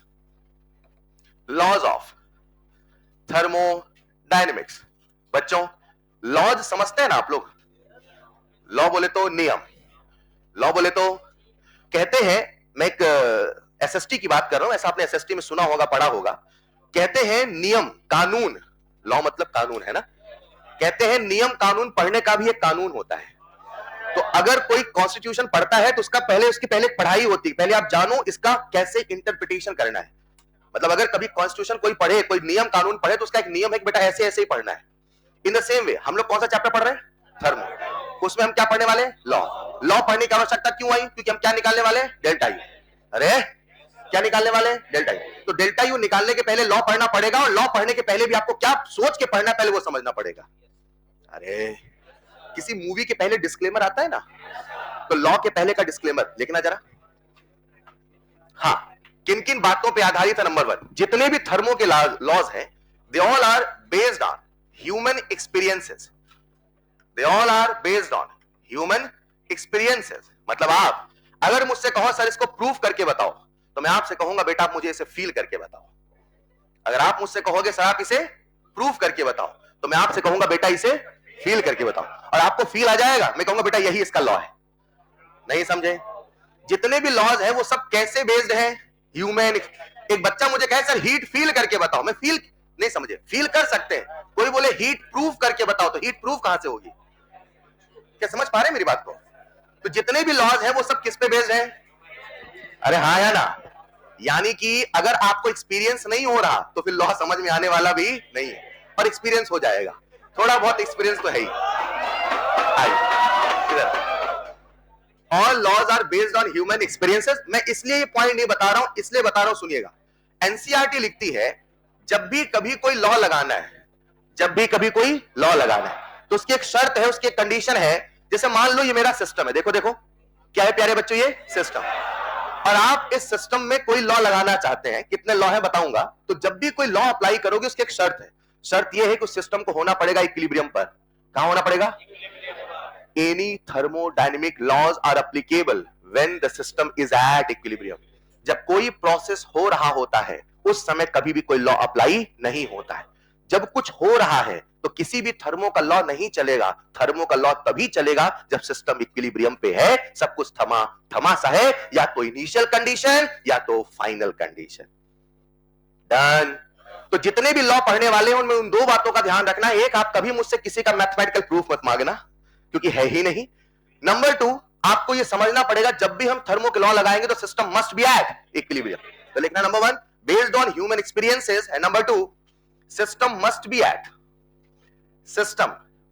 At equilibrium. अगर सिस्टम इक्विलिब्रियम पे नहीं है तो फिर थर्मो के लॉज सही रिजल्ट देने वाले नहीं है। आओ एक एक करके हम सभी लॉ की बात करते हैं। हमारे थर्मो में कितने लॉ हैं मैं एक बार बोर्ड पे लिख देता हूं। सबसे पहले लॉ का नाम है ज़्लॉट। क्या नाम है? जैसे बोलूंगा जीरोथ लॉ ऑफ थर्मोडायनेमिक्स। उसके बाद है प्यारे बच्चों फ्लॉ, जैसे बोलेंगे फर्स्ट लॉ ऑफ थर्मोडायनेमिक्स। फिर बोलेंगे स्लॉ, जैसे बोलेंगे सेकंड लॉ ऑफ थर्मोडायनेमिक्स। फिर आएगा लॉ, जैसे बोलेंगे थर्ड लॉ ऑफ थर्मोडायनेमिक्स। अभी जो नया सिलेबस आया है उसमें उन्होंने थर्ड लॉ को तो बिल्कुल ही दरकिनार कर दिया है, तो हम भी दरकिनार कर देते हैं, साइड कर देते हैं। अब हमारा जो फोकस है वो केवल कहां है? 3 पे, ज़्लॉट, फ्लॉट, स्लॉट। लेकिन इस दुनिया में जब लोग थर्मो बना रहे थे तो मार्केट में जो सबसे पहला लॉ आया था वो था फ्लॉट। कौन सा था? सबसे पहले फ्लॉट आया, उसके बाद स्लॉट आया, और फिर कहीं जाके ज़्लॉट। तो हम भी इसी सीक्वेंस पढ़ेंगे ताकि आपको लगे कुछ कमी सी रहेगी, उस कमी को पूरा करने के लिए फिर आएगा। ठीक है? कुल कितने लॉ हम पढ़ने वाले हैं? 3। वैसे हैं कितने? 4, मगर हम कितने पढ़ रहे हैं? 3। सबसे पहले पढ़ेंगे फ्लॉट। तो एक बार लॉज लिख लो बच्चों। आओ हम एक एक करके सभी लॉज को पढ़ते हैं। तो कॉपी में अलग से हेडिंग डालिएगा फ्लॉट, और आप अपनी संवेदनाओं को जगा लीजिए। लिखिएगा नेक्स्ट पॉइंट फ्लॉट है। अच्छा लिखिए प्यारे बच्चों नेक्स्ट हेडिंग फ्लॉट। आइए एक एक करके समझते हैं। सबसे पहले चलते हैं फ्लॉट में। फ्लॉट का फुल फॉर्म बोलो। First law of thermodynamics. रुको जरा, जब इस लॉ को पढ़ोगे तो सिस्टम को इक्विलिब्रियम पे होना पड़ेगा। ये दुनिया का सबसे सिंपल लॉ है। पहले समझा देता हूं, कुछ अजीब लगे तो मुझे टोकना, ठीक? अजीब ना लगे तो समझ जाना, समझ गए, ठीक? आइए प्यारे बच्चों, इमेजिन करते हैं ये हमारे सामने सिस्टम है। आ जाओ, कौन है ये हमेशा सिस्टम क्लोज क्यों बनाता हूं मैं? क्लोज ये तो है। अब ये जो सिस्टम है, क्या इसकी अपनी इंटरनल एनर्जी होगी कि नहीं होगी? उस इंटरनल एनर्जी, अच्छा सिस्टम की है कि सराउंडिंग की है? इसकी इंटरनल एनर्जी को हमने बोला U1। क्या बोला? अब मुझे इसके स्टेट को बदलना है, स्टेट को, तो स्टेट वेरिएबल बदलना, इसका P होगा, इसका V होगा, इसका T होगा, एग्री।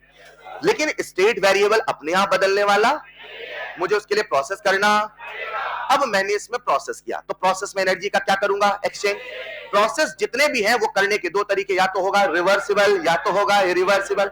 मतलब हीट देने के दो तरीके, रिवर्सिबल और इरिवर्सिबल। वर्क करने का दो तरीका, रिवर्सिबल और इरिवर्सिबल। अभी सिंपल सिंपल हम मान के चल रहे हैं कि हमने इसे हीट दिया, इसे हीट, किससे हीट दिया, दे दिया हीट, दे दे हीट इसे, लो हीट। अच्छा हीट कैसे आती है, बह के। हीट कैसे आती है, जो बहती हुई है वही तो हीट है, जो बहती हुई है वही तो, बह के आई हीट। बह के कहां से आई, सराउंडिंग से। कौन बह के आई, हीट। तो क्या सिस्टम में आ गई।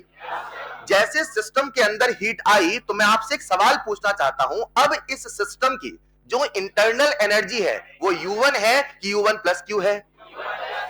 क्यों, वो तो बाहर से आई, तो क्यों उसे माना, क्योंकि अब वो सिस्टम के अंदर परमानेंट है। अगर वो परमानेंट नहीं होता तो फिर वो इंटरनल एनर्जी में काउंट नहीं होगा। Is this clear. एनर्जी के कितने रास्ते थे, दो, एक था हीट, दूसरा था वर्क। एक रास्ता आपने एनर्जी का दे दिया, आपको कहा चलो दूसरा रास्ता भी अपना लेते हैं, मतलब आपने इसमें किया वर्क, क्या किया, वर्क कर दो, वर्क कर दिया। ऐसे कैसे वर्क करता हूं मैं, तो मैंने इसमें वर्क कर दिया, हाँ या ना। तो जब वर्क ऑन द सिस्टम किया तो क्या वो वाली एनर्जी भी जाके स्टोर हो गई।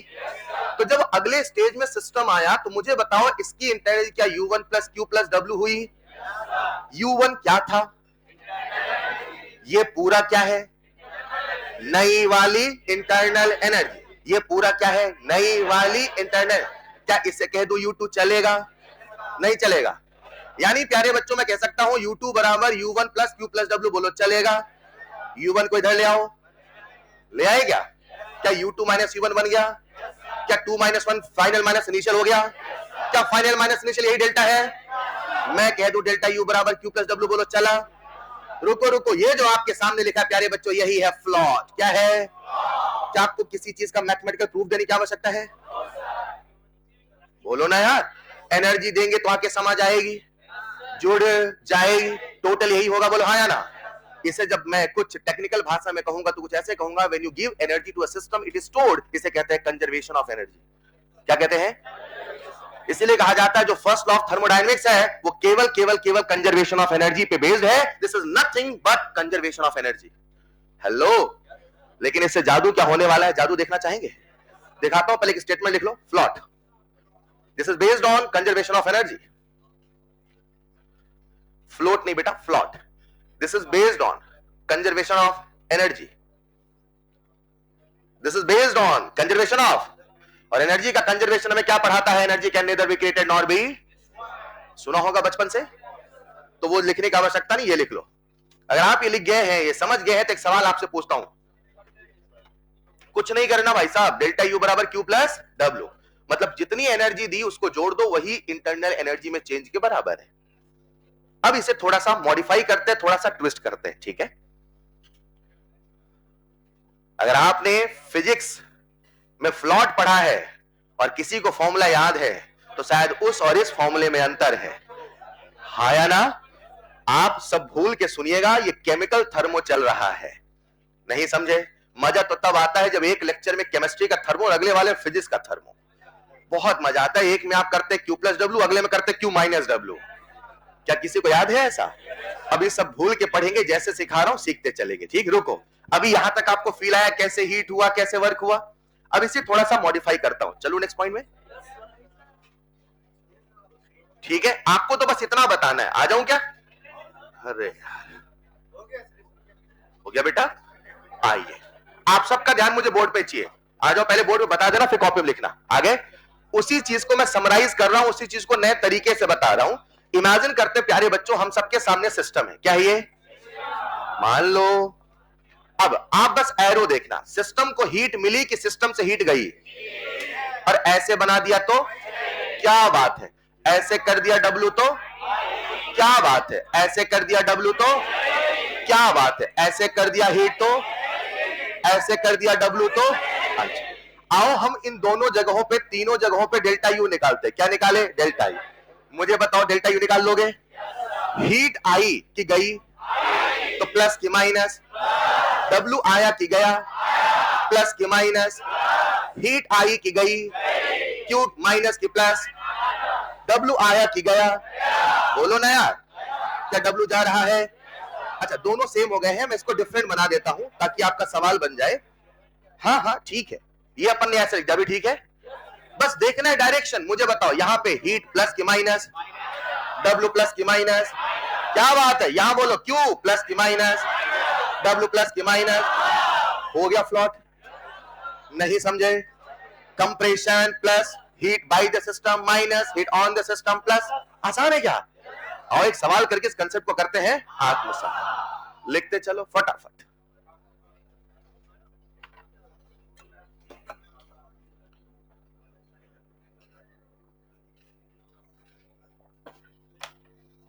सर यही फ्लॉट है? नहीं समझे? ये कोई बड़ी बात है क्या? 10 जूल प्लस 10 जूल बराबर 20 जूल, यही फ्लॉट है। अरे आपने हीट वाले मेथड से एनर्जी दिया, वर्क वाले मेथड से एनर्जी दिया, टोटल एनर्जी जाके स्टोर हो गया, जोड़ दिया, वही इंटरनल एनर्जी में चेंज हुआ। ये इस बात पे आधारित है कि एनर्जी का कोई दूसरा रास्ता नहीं है, और अगर एनर्जी कोई तीसरा रास्ता है उसे भी जोड़ देना। अरे हाँ या ना? अब इस कहानी में ट्विस्ट कैसे आता है? नीट 2017, नीट 2016 में सवाल आए हैं और कई दफा आए हैं। आओ एक सवाल देखते हैं। आगे बढ़े क्या? आगे बढ़े बच्चों? एक सवाल आप सबके लिए, लिखिएगा। जो लोग नहीं लिख पाए मत लिखो बेटा, एक सवाल लिखो। A system absorb, a system absorb, a system absorb, आपका फील चाहिए है ना? A system absorb 100 calorie heat, a system absorb 100 calorie heat and does work लिख लो, पूरा लिख लो वरना कहोगे डज का मतलब क्या होता है। लिखो and does expansion work, पूरा लिखो बेटा आप। and does expansion work equivalent to, and does expansion work equivalent to 100 joule, then calculate change in internal energy। कोई आंसर नहीं बोलेगा please. then calculate change in internal energy। आसान है क्या बच्चों? then calculate change in internal energy, बेहद ही आसान sir. अपने को देखिए फॉर्मूला आता है डेल्टा यू बराबर क्यू प्लस डब्ल्यू। सुनो सुनो सुनो, ये तो लिख लो। अब साइन कन्वेंशन देखो जरा, क्यू ऑन द सिस्टम है कि बाय द सिस्टम? एब्सॉर्ब हुआ ना बेटा, heat to the system on the system. बोलो तो हीट को प्लस लिखूं कि माइनस? तो हीट को लिखा प्लस, वर्क एक्सपांशन हुआ कि कंप्रेशन? तो बाय द सिस्टम, सिस्टम से चला गया, सबको दिख रहा है ऐसे ही ना?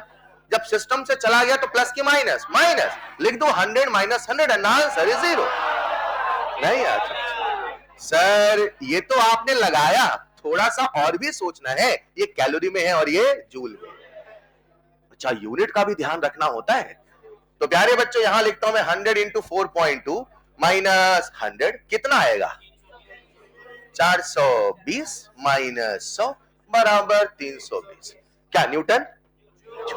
अगर सीख गए तो लिखो फिर अगला सवाल। बोलो बच्चों, अब थोड़ा सा फील करना, ठीक है?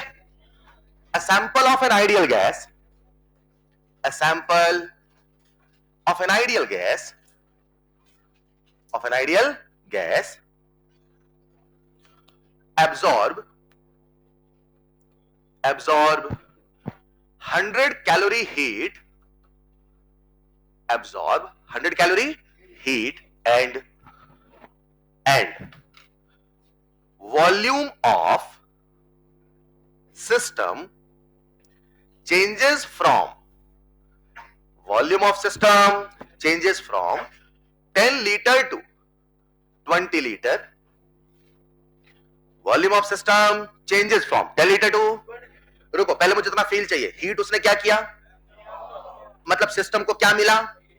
मतलब अंदर हीट पहुंच गई, अंदर की एनर्जी, तो एक्सपांशन होने 10 से 20 लीटर हो, और जब एक्सपांशन हुआ तो क्या कुछ बाहर का प्रेशर भी रहा होगा, against a constant external pressure of, against a constant external pressure of 1 atm. Then identify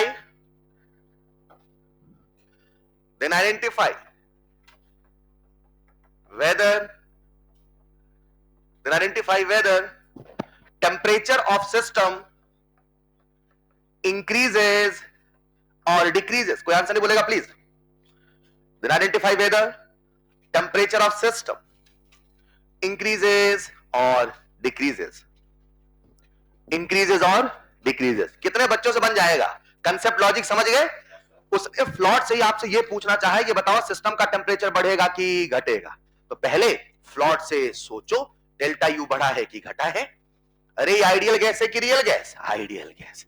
अपना तो सिलेबस आइडियल गैस का और केमिकल रिएक्शन का ही है. अभी आइडियल गैस आ रहा, कुछ देर में रिएक्शन आ जाएगा. सबसे बन गया. सबसे पहले मुझे फील चाहिए, बिना फील के किया ना तो थर्मो जब खत्म होगा उसके बाद एक भी सवाल नहीं बनेगा. थर्मो सच में सोचने का चैप्टर है, खास करके शुरू में इंथैल्पी तक. एक बार सोचने के तरीके में ढल गए ना तो मजा आएगा, वरना सवाल पढ़ते फील नहीं आता. बिलीव भी अगर आप चाहो तो एआर के सवाल ट्राई करके देख लेना. उसके लिए ही ये सारी बातें चल रही. मुझे आपकी थिंकिंग प्रोसेस चाहिए, मैं आपसे प्लीज कह रहा हूं. ठीक है, चलो सबको फील आ गया बच्चों. एक सिस्टम है, उसने हीट एब्जॉर्ब किया कि रिलीज किया? एब्जॉर्ब. तो उसको हीट मिल गई साहब, मिल गई. ऐसे डायग्राम बना लिया करो. अब एक्सपांशन हुआ, कंप्रेशन हुआ, एक्सपांशन. अच्छा, कुछ आया है कुछ गया है, कुछ पैसे आए हैं कुछ पैसे खर्च हुए हैं. देखते हैं नेट कितने बचे हैं. एग्री? कितने बचे हैं, कितने का चेंज है, वही तो फ्लॉट है, वही तो डेल्टा यू बराबर क्यू प्लस डब्ल्यू है. हाँ, क्यू कितना दे रखा है? 100 कैलोरी. 100. आपको एग्जैक्ट कैलकुलेशन नहीं करनी, आपसे तो टेम्परेचर बढ़ा है घटा है ये पूछा है. तो मेरे कंसेप्ट क्या कह रहे हैं? अगर डेल्टा यू बढ़ा, अगर डेल्टा यू मतलब इंटरनल एनर्जी, मतलब फाइनल इंटरनल एनर्जी इनिशियल से ज्यादा, मतलब टेम्परेचर बढ़ा है ज्यादा. टेम्परेचर बढ़ेगा तो ही यू बढ़ेगा. ये कोई नॉर्मल गैस नहीं, कौन है? Ideal gas. और आइडियल गैस की internal energy is the function of temperature only. नहीं समझे? तो मुझे तो बस प्लस माइनस देखना है, बड़ा है कि छोटा है बस. क्या ये 100 कैलोरी है बच्चों? 100 कैलोरी यानी 100 इंटू 4.2 जूल. हाँ या ना? चलेगा. अब वर्क एक्सपांशन है कंप्रेशन, एक्सपांशन, तो माइनस तो करना चलेगा ना. अब मैं लिख रहा हूं माइनस पी डेल्टा वी. हाँ या ना? वैल्यू पुट करो. माइनस पी, एक्सटर्नल प्रेशर कितना है? 1. डेल्टा वी कितना है? 20 माइनस 10, 10. ये लीटर एटीएम में कि जूल में? तो मुझे 101 से गुणा करना पड़ेगा. बताओ डेल्टा यू पॉजिटिव आया नेगेटिव? Positive negative? आधे कह रहे पॉजिटिव. लाला 100 गुणे 10 तो 1000 ऐसी हो जाता है ना यार. डेल्टा यू पॉजिटिव की नेगेटिव? तो बताओ डेल्टा यू नेगेटिव है, टेम्परेचर बढ़ा है घटा है? घटा है. तो बताओ कूलिंग इफेक्ट की हीटिंग इफेक्ट? Cooling effect. नहीं समझे? ओ, ये जो टेम्परेचर का चेंज हमने फील किया वो भी तो फ्लॉट से फील किया. इंटरनल एनर्जी घटी मतलब टेम्परेचर घटा, मतलब कूलिंग इफेक्ट. इंटरनल एनर्जी बढ़ी मतलब टेम्परेचर बढ़ा, मतलब हीटिंग इफेक्ट. नहीं समझे? यहां तक सारे फंडामेंटल क्लियर है? अब हमने फ्लॉट क्यों पढ़ा, फ्लॉट पढ़ने के पीछे का लॉजिक क्या है, आओ एक एक प्रोसेस में देखते हैं. रुको, कहानी कुछ ऐसे चल रही थी. You internal energy. क्या हम डेल्टा यू निकालना चाहते हैं? क्या हमने डेल्टा यू निकालने का मेथड बना लिया? डेल्टा यू बराबर क्यू प्लस. अब डेल्टा यू यानी change in internal energy her process में निकाल ले. अरे जैसा जैसा प्रोसेस वैसा वैसा डेल्टा यू. एग्री और नॉट? कॉपी लिखना. Next point, calculation of delta U. Calculation of delta U in different processes. आओ प्यारे बच्चों, हम अलग अलग प्रोसेस में डेल्टा यू की वैल्यू को कैलकुलेट करते हैं. बच्चों आप सबको सारे प्रोसेस के नाम तो याद है ना? Isothermal, isobaric, isochoric, adiabatic. याद है? सब लोग बोर्ड पे आ जाना. ठीक है, सबसे पहली प्रोसेस जो मैं लिख रहा हूं वो है आइसोथर्मल. क्या है? कुछ बताते चलना, कुछ फील करते चलना, मजा आएगा. आइसोथर्मल में क्या कांस्टेंट होता है? और मोल. हमारे लिए कोई आइसोथर्मल की परिभाषा पूछे, मोल कांस्टेंट नहीं लिखा तो आइसोथर्मल है? प्लीज सुनो, बच्चे यहां से गलत कंक्लूजन निकालने लगते. सर ने कहा था आइसोथर्मल का मतलब मोल भी कांस्टेंट होना चाहिए. नहीं, आइसोथर्मल का मतलब है टेम्परेचर कांस्टेंट होना, हमारे सिलेबस में दोनों कांस्टेंट है, ठीक है। आइसोथर्मल का बस इतना ही मतलब है, temperature remains constant through out the process, that's it. अपने लिए मोल भी कांस्टेंट, क्योंकि हमारा सिस्टम क्लोज है। डन। चलो आओ आइसोथर्मल प्रोसेस करते हैं। सिस्टम गैसले, आइडियल की रियल, शानदार। चलो मैं आपके सामने एक सिस्टम बना रहा हूं, मुझे आपका फील चाहिए, दिख गया तो मजा आएगा, उसके बाद कॉपी में लिख लेना, ठीक। आ जाओ, ये सिस्टम बनाया, अब इसमें प्रोसेस करना। क्या करना? प्रोसेस करूंगा तो एनर्जी का कितने रास्ते, या तो हीट या तो, मगर ऐसे करना कि टेम्परेचर बदलना नहीं। अब मेरा कंसेप्ट कहता है टेम्परेचर तभी नहीं बदलेगा जब इंटरनल एनर्जी नहीं बदलेगा, और इंटरनल एनर्जी तब नहीं बदलेगा जितना आएगा उतना खर्च हो जाए। अगर आके स्टोर हो गया एनर्जी, अगर आके कौन, तो अंदर का टेम्परेचर बढ़, और टेम्परेचर बढ़ गया तो आइसोथर्मल होने वाला। मतलब मेरा फंडा क्लियर है, अगर मुझे आइसोथर्मल करना है तो एनर्जी कुछ भी बचाना नहीं है, जितना आए जाने दो, जितना आए जाने दो। हेलो, क्या मेरी बात समझ पा रहे हो? इसे ऐसे समझते प्यारे बच्चों, आप सबने फ्लॉट पढ़ा क्या? फ्लॉट का फॉर्मूला बोलो, डेल्टा यू बराबर, डेल्टा यू बराबर, क्या हमारा सिस्टम आइडियल गैस है? क्या आइडियल गैस में आइसोथर्मल डेल्टा यू जीरो होता है? यानी मैं कह दूं Q बराबर माइनस W। इसे फील कर पा रहे हो क्या? Q प्लस है कि माइनस? Q प्लस है कि माइनस? और W प्लस मतलब आया कि गया, माइनस मतलब पक्का। एक लाइन बोलता हूं, समझ में आया तो बताना, बोल दूं? इसी मैथमेटिकल भाषा को इंग्लिश से बोल रहा हूं बस, और यही सवाल है। In an isothermal process, heat given to the system is equivalent to the work done by the system. पक्का? ये फील आया क्या? In an isothermal process, heat given to the system is equivalent to the work done by the, पक्का? अब दूसरा बोल रहा हूं, work done on the is equal to the heat released by the। अब आगे चल के, अभी नहीं, आगे चल के सवाल कराऊंगा। एक सिस्टम होगा, उसमें कंप्रेशन करेंगे, क्या करेंगे? आइसोथर्मल। कैसे? और आपसे पूछूंगा बताओ टेम्परेचर कितना बढ़ा पानी का, तो बर्तन के बाहर कौन, समझना ये मेरा सिस्टम है, कौन है ये? गैस भर दो, भर दिया, कंप्रेशन करो, वर्क डन ऑन द। अब इसे आइसोथर्मली करना है, कैसे करना है? तो जो वर्क किया, जो एनर्जी पहुंचा वो खर्च होने, तो जो खर्च होगा बाहर जो भी होगा उसे तो गर्म करेगा ना यार। अगर बाहर पानी होगा तो पानी का टेम्परेचर बढ़ाएगा। अब इस लेवल पे नहीं जा रहे, पर ये फील आ रहा हो क्या रहा है? ये प्रोसेस आइसोथर्मल है, मतलब जितना हीट दोगे उतना वर्क में कन्वर्ट हो जाएगा। क्लियर है बच्चों? लेकिन आइसोथर्मल, जल्दी से डायग्राम मत बनाना, बस ये लिख लो। Heat given to the system, heat given to the system converts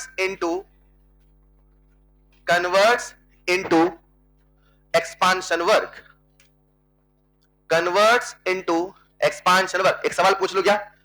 heat दिया 100 जूल, हीट दिया, छोटे छोटे सवाल है एक एक लाइन के, हीट दिया 100 जूल और एक्सपांशन हुआ 80 जूल, एक्सपांशन हुआ, बताओ प्रोसेस आइसोथर्मल होगा कि नहीं होगा?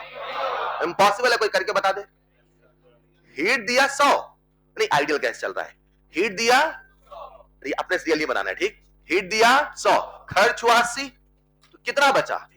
तो 20 कुछ ना कुछ तो प्रभाव डालेगा, क्या बढ़ाएगा? टेम्परेचर। और जब टेम्परेचर बदल गया तो आइसोथर्मल होने वाला नहीं है। एग्री और नॉट? लिख लो जल्दी से, लिख लिया होगा। चलो एक बार बताओ, अगर आइसोथर्मल प्रोसेस कराना है तो बाउंड्री को कंडक्टिंग रखना पड़ेगा, इंसुलेटेड? अरे सोच पड़ गया, हाँ यार, अरे हीट कैसे निकलेगी? कंडक्टिंग बाउंड्री होगी तब ना। अच्छा कंडक्टिंग बोलूं डायथर्मिक बोलूं चलेगा? सवाल आता है in isothermal process boundary must be diathermic, true और फॉल्स? लिख लें डायथर्मिक वॉल। डायथर्मिक, ये डायथर्मिक क्या होता है? ठीक, पर्यायवाची, राइट। जल, पानी, तोय, अंबु, अंबर नहीं बेटा नहीं तो कोई दिक्कत नहीं, लिखो डायथर्मिक वॉल, लिख लिया होगा सबने। आओ चलते हैं अगली प्रोसेस में। क्या कह रहे हैं? कुछ नया पर्यायवाची बता रहे हैं आप? एक मिनट, आइसोथर्मल हो गया, अगला प्रोसेस लिखना प्यारे बच्चों आइसोकोरिक। लिखिएगा आइसोकोरिक। क्या हर बच्चा आइसोकोरिक समझता है? आओ पहले फील करेंगे क्या कांस्टेंट है, और शानदार। पहले सबका मुझे फील चाहिए, बोर्ड पे आइए। इमेजिन करते हैं हमने किया आइसोकोरिक प्रोसेस। कैसा प्रोसेस? आइसोकोरिक प्रोसेस है बेटा, आ जाओ आप भी करो ना। हाँ आइसोकोरिक प्रोसेस है, मुझे बताइए इसका जो बाउंड्री है ये रिजिड है कि फ्लेक्सिबल है? आपको कैसे पता रिजिड है? हाँ एक मिनट, हमें प्रोसेस कैसे करना है? आइसोकोरिक, मतलब वॉल्यूम बदलना। तो अगर वॉल्यूम बदल गया तो फिर आइसोकोरिक नहीं हुआ। तो अगर आइसोकोरिक करना है तो वॉल्यूम नहीं बदलना, मतलब रिजिड बाउंड्री होना चाहिए। अगर कभी न्यूमेरिकल प्रॉब्लम में बोलेगा बॉम कैलोरीमीटर, क्या बोलेगा? अगर कुछ स्पेसिफाई नहीं है, अगर कुछ स्पेसिफाई, तो बॉम कैलोरीमीटर का एक जनरल इंटरप्रिटेशन हमेशा कांस्टेंट वॉल्यूम ही माना जाएगा। ये दिमाग में सेट कर लो। मैंने बोला इन अ बॉम कैलोरीमीटर, तो बच्चा सोचता रहेगा सर आपने कांस्टेंट प्रेशर कांस्टेंट वॉल्यूम तो बोला ही नहीं। बॉम कैलोरीमीटर है मतलब कांस्टेंट वॉल्यूम ही पहले माना जाएगा। बोलना होगा तो बोलेगा कांस्टेंट प्रेशर, नहीं बोलेगा तो क्या मानेगा? Constant volume. आ जाओ जरा, चलो प्रोसेस कराते हैं। क्या करा रहे? प्रोसेस में करते क्या है? कितने रास्ते हैं? एक है ही, दूसरा है कौन सा रास्ता बंद है? आधे सोच पड़ गए। कंप्रेशन होगा, एक्सपांशन होगा, वर्क से एनर्जी का एक्सचेंज होने वाला, एक ही रास्ता हीट का। चाहे सोचो ऐसे चाहे सोचो ऐसे। क्या डेल्टा यू बराबर क्यू प्लस डब्ल्यू होता है? क्या प्रोसेस आइसोकोरिक है? क्या डब्ल्यू जीरो होगा? क्या डेल्टा यू बराबर क्यू होगा? ये हीट है कि heat given to the system at constant volume है? ये हीट नहीं है, heat given to the system at constant volume है। और कांस्टेंट वॉल्यूम में जितना हीट दिया जाएगा वही इंटरनल एनर्जी के चेंज के बराबर आए। क्या बोला, समझ पाए? अब ये समझाता हूं, सुनो बच्चों। ये जो अपने सामने सिस्टम है, बताओ इसकी बाउंड्री डायथर्मिक होनी चाहिए कि इंसुलेटेड? इंसुलेटेड होगी तो हीट कहां से निकलेगी लाला? सर निकलेगी नहीं मगर आ तो सकती है ना। अरे इंसुलेटेड है, दोनों तरफ से रास्ता बंद है, आने का भी जाने का भी। ठीक है, मुझे बताओ बाउंड्री इंसुलेटेड कंडक्टिंग, पक्का ना? अच्छा मान लो नॉन कंडक्टिंग हुआ तो क्या होगा? एनर्जी दे के बताओ। वर्क का रास्ता तो बंद ही कर रखा है, एक ही रास्ता था हीट का, वो भी बंद कर दिया। भाई सब करोगे कहां से? हाँ या ना? इसका मतलब ये है एग्जैक्टली आइसोलेटेड। लेकिन अभी हमें कुछ करना है तो मुझे बाउंड्री को कंडक्टिंग रखना। एक लाइन बोलता हूं, बोल दूं क्या? अगर आइसोकोरिक प्रोसेस हुआ, अगर मतलब कांस्टेंट वॉल्यूम में प्रोसेस, जितना हीट दिया जाए वही इंटरनल एनर्जी में चेंज के बराबर आए। दोगे हीट तो टेंपरेचर बढ़ेगा, लोगे हीट टेंपरेचर घटेगा। रीजन क्योंकि अंदर आइडियल गैस है, अंदर आइडियल गैस है, और आइडियल गैस की energy the function of temperature only. Heat दे दिया, स्टोर हो गया। अरे वर्क के रूप में खर्च ही नहीं हो पाया ना, तो जब हीट दिया स्टोर हो गया तो क्या बढ़ाएगा? टेंपरेचर। और कुछ है ही नहीं आइडियल गैस में। नहीं समझ पाए? रियल गैस होती तो चंचलता बढ़ा देता, ज्यादा वाइब्रेशन होता, हाँ या ना? लेकिन रियल गैस नहीं, कौन सी गैस है? आइडियल। समझ पा रहे क्या? रुको जरा, हीट पाथ फंक्शन है स्टेट फंक्शन? आधे सोच पड़ गया। और यू एक्सटेंसिव इंटेंसिव? तुरंत लाला चाहता बता दे, है ना? Heat extensive intensive can not be categorized as extensive और इंटेंसिव। पक्का? ऐसा सुनना, सुनो, अगर सवाल आए क्यू, क्या है? यहीं पे सवाल मजे लेता है। अगर सवाल आए एक्सटेंसिव इंटेंसिव, नहीं, सवाल आए क्यूवी, क्योंकि क्यूवी ही तो डेल्टा यू है। क्यूवी ही तो डेल्टा, हीट अपने आप में एक्सटेंसिव इंटेंसिव नहीं है, मगर heat given to system at constant volume delta U है, यानी कि वो एक्सटेंसिव है। नहीं समझे? पक्का समझ पाए? ये लिख लिया है क्या? कॉपी में लाइन लिखना, जैसे बोलूं वैसा लिखना, ठीक? फर्स्ट पॉइंट लिखो पहले, heat given to the system, heat, कुछ कहना चाह रहे बेटा? बोलो बोलो बोलो। Heat given to the system, please never do it. हाँ, आइसोथर्म, हाँ ऑफ कोर्स। एक बच्चे ने पूछा है सर आइसोथर्मल में वॉल का फ्लेक्सिबल होना भी तो जरूरी है? ऑफ कोर्स, अगर वॉल रिजिड हो गई तो फिर वर्क नहीं होगा। सिंपल सी बात है, वहां वॉल फ्लेक्सिबल है, बाउंड्री फ्लेक्सिबल, तभी एक्सपांशन कंप्रेशन वर्क हो रहा है, हाँ या ना? लिखो जरा, डेल्टा यू बराबर QV, heat given to the system, heat given to the system will results into increase in internal energy or increase in temperature. Heat given to the system will results into increase in, बेटा ये आई है, T नहीं है ना, internal energy और increase in temperature. ये सारा feel आ रहा है ना आपको? लिखना जरा नेक्स्ट पॉइंट। वो एक सवाल आएगा, वो कौन सा प्रोसेस है जिसमें heat behave like state function? Heat path function था, पाथ फंक्शन है, पाथ फंक्शन रहेगा। पहला सवाल, हीट कब स्टेट फंक्शन बन जाता है? कभी नहीं। पहला सवाल, ये सब सवाल आपको मिलेंगे मॉड्यूल में। हीट कब पाथ फंक्शन बन जाता है? हमेशा। हीट कब स्टेट फंक्शन बन जाता है? कभी नहीं। हीट कब स्टेट फंक्शन जैसा बिहेव करता है? Isotope. Next point, heat behave like. पहले मैं सोचा सवाल चेंज नहीं करूं, मैं इसी में ये गलत जवाब देंगे। Heat behave like state function.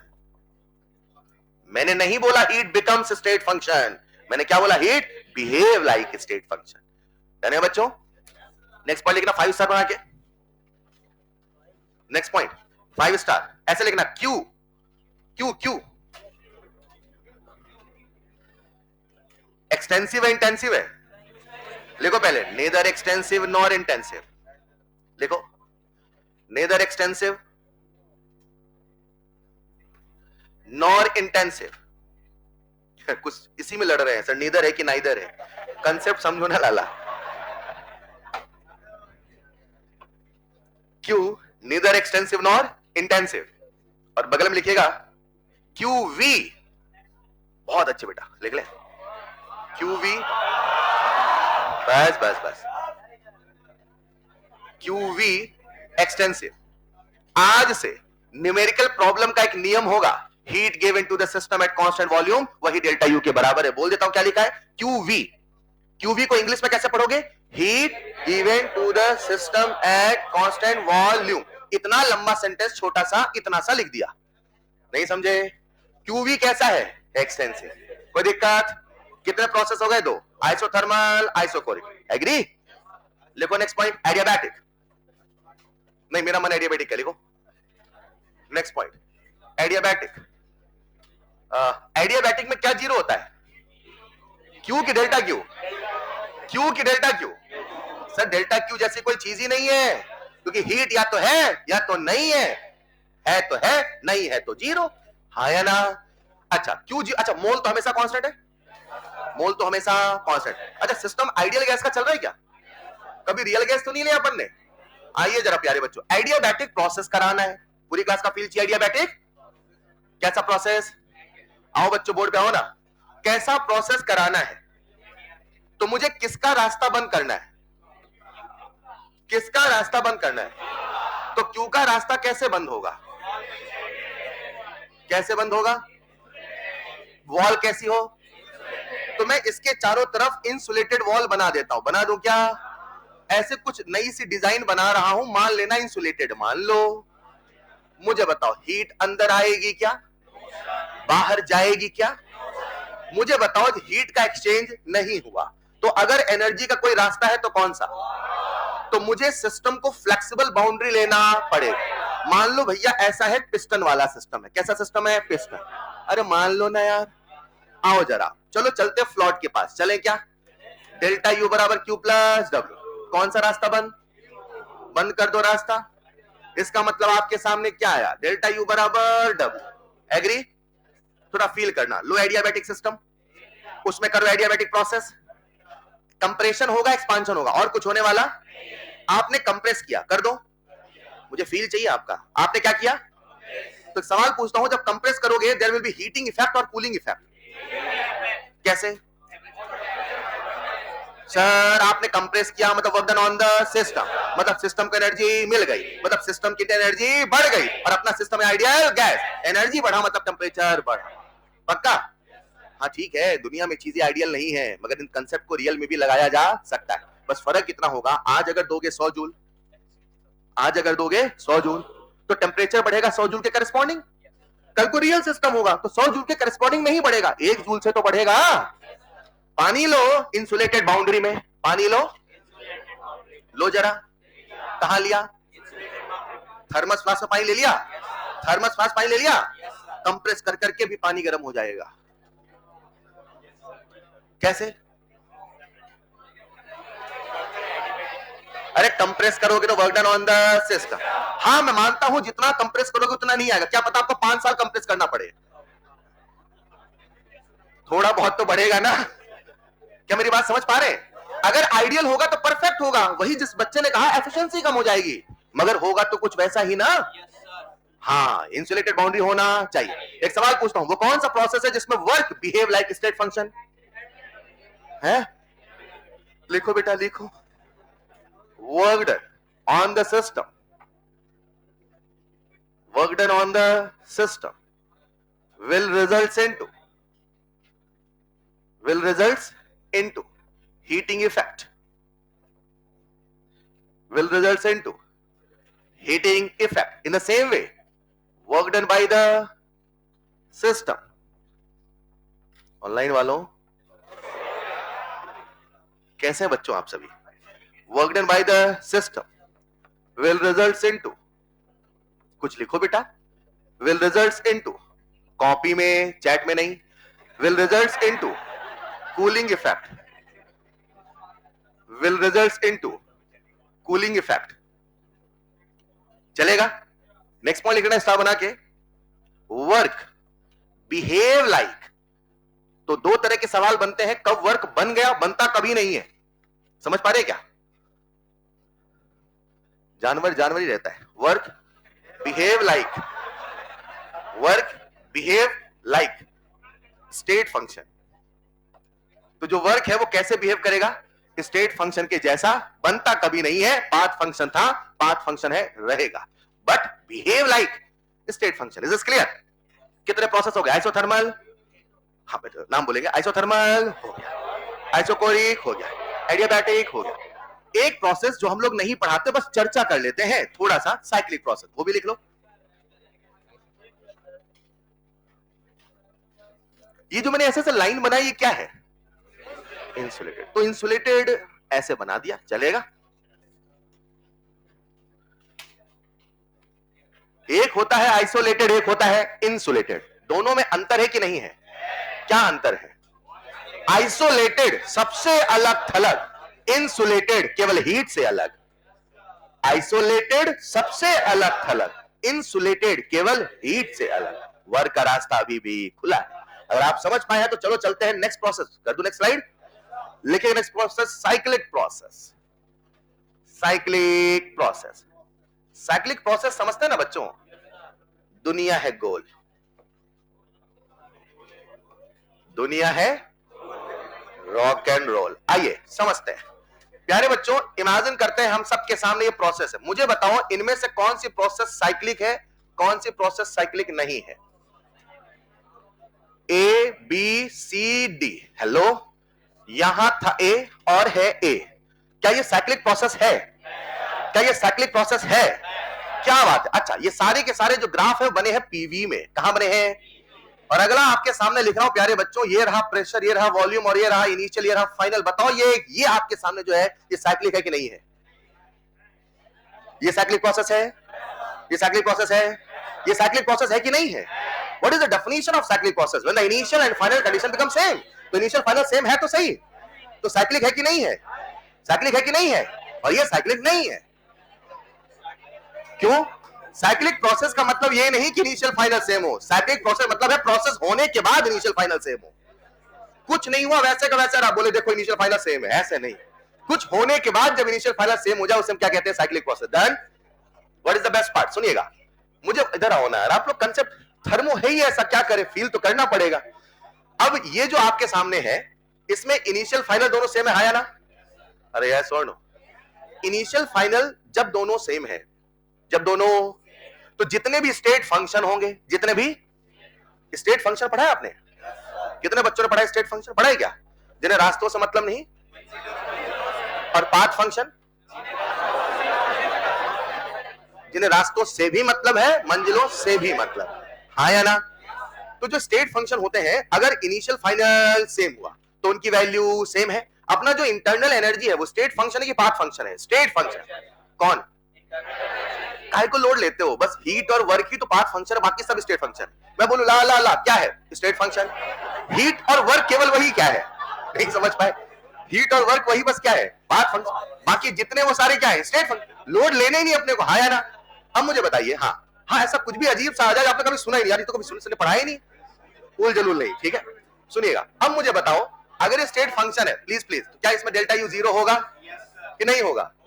अब चलो चलते हैं फ्लॉट के पास। तो फ्लॉट हमें क्या सिखाता है? डेल्टा यू बराबर क्यू प्लस डब्ल्यू। मुझे बताइए इसमें डेल्टा यू को जीरो कह दूं कि ना कहूं? एक सवाल पूछने वाला हूं, डेल्टा यू को जीरो कहूं कि ना कहूं?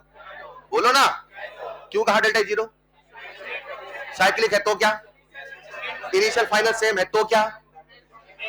यहां था you, you you you dash, U double dash, you triple dash, यहां हुआ यू, तो यू माइनस यू तो जीरो हुआ ना। मुझे बताओ क्या यहां मैं कह सकता हूं क्यू बराबर माइनस डब्ल्यू? नहीं कह सकता हूं। फिर कह दूं साइक्लिक प्रोसेस हम डिटेल में नहीं पढ़ाते, कहां पढ़ाते हैं? फिजिक्स में। या तो वहां पढ़ा दिया होगा या तो पढ़ाएंगे, सवाल आए तो वहीं से डील होगा, हम नहीं पढ़ाएंगे, ठीक है? लिख लीजिए। क्या कह रहे?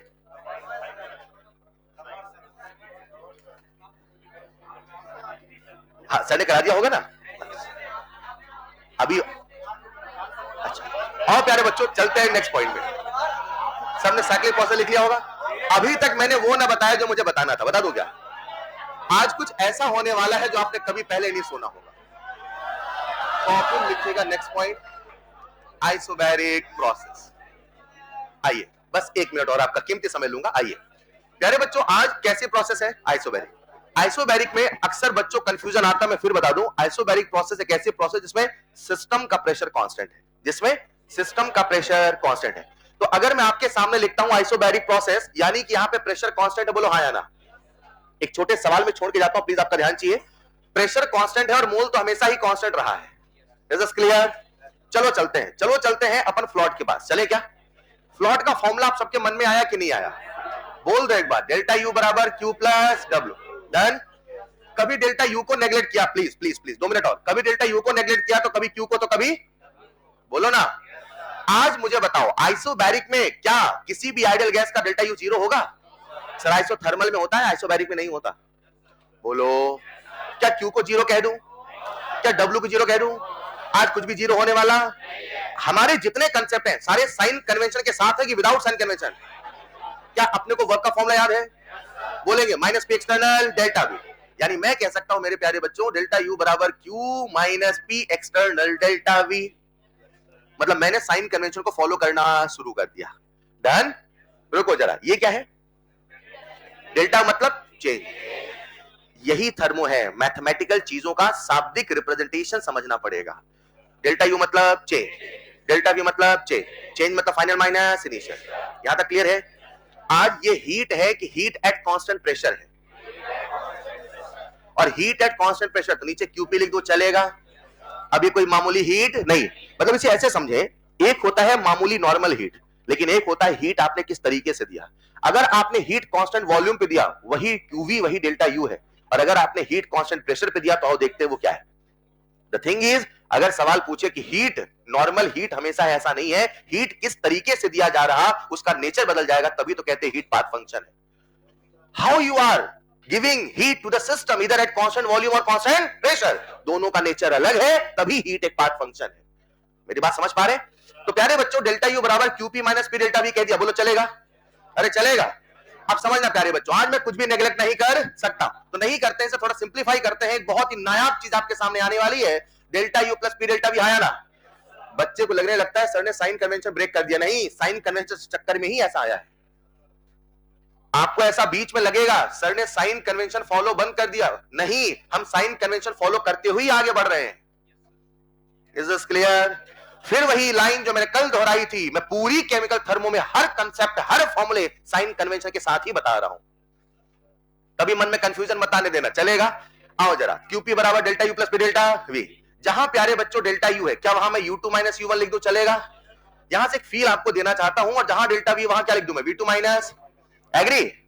2 मतलब फाइनल, 1 मतलब फाइनल कंडीशन का, फाइनल कंडीशन का, फाइनल कंडीशन का। बोलो ना। चलेगा बच्चों? 1 मिनट, प्रेशर की यूनिट क्या होती है? एटीएम, और वॉल्यूम की लीटर। लीटर एटीएम अपने आप में एनर्जी है, लीटर एटीएम अपने आप में, पीवी अपने आप में, पीवी अपने आप में। जिसने इसको समझ लिया उसने थर्मो की आधी से ज्यादा कंसेप्ट समझ लिया। पीवी अपने आप एनर्जी से फील कराता हूं, थोड़ा समझना। ये आपको स्पेस नजर आ रहा?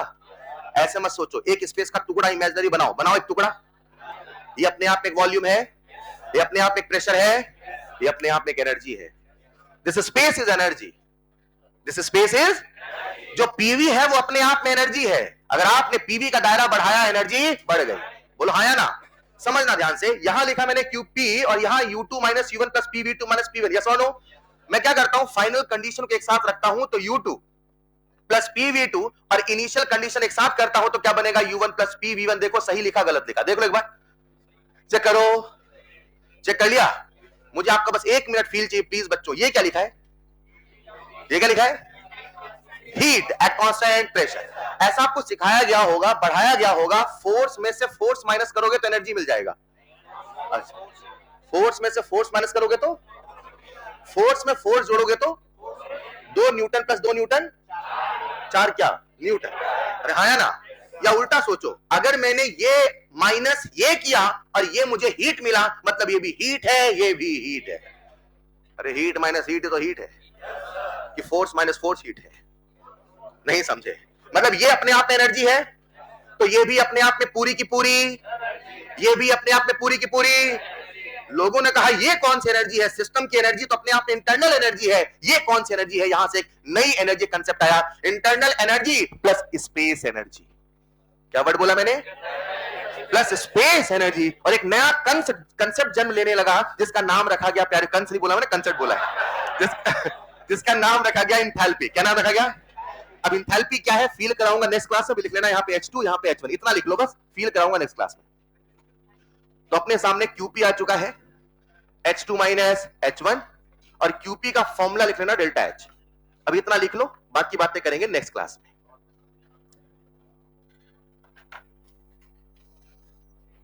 आपका होमवर्क रहेगा,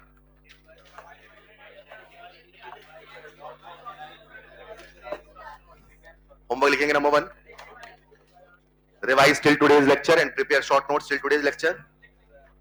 मॉड्यूल है किसी के पास? मॉड्यूल थर्मो का मॉड्यूल लेके नहीं आए, क्यों चले आए? मॉड्यूल है किसी पास? पास करो बेटा। हाँ, number 1 homework, prepare short notes. Next class में आपके शॉर्ट नोट्स चेक करूंगा, बना लेना, 2-4 लाइन का तो बनेगा। सिस्टम बस लिखना ही तो है, सराउंडिंग लिखना, डेफिनेशन थोड़ी लिखनी है। सब याद है ना आपको? मॉड्यूल्स होमवर्क रहेगा, लिख लो बेटा, आपको भी होमवर्क करना, नहीं करोगे इस साल? करो।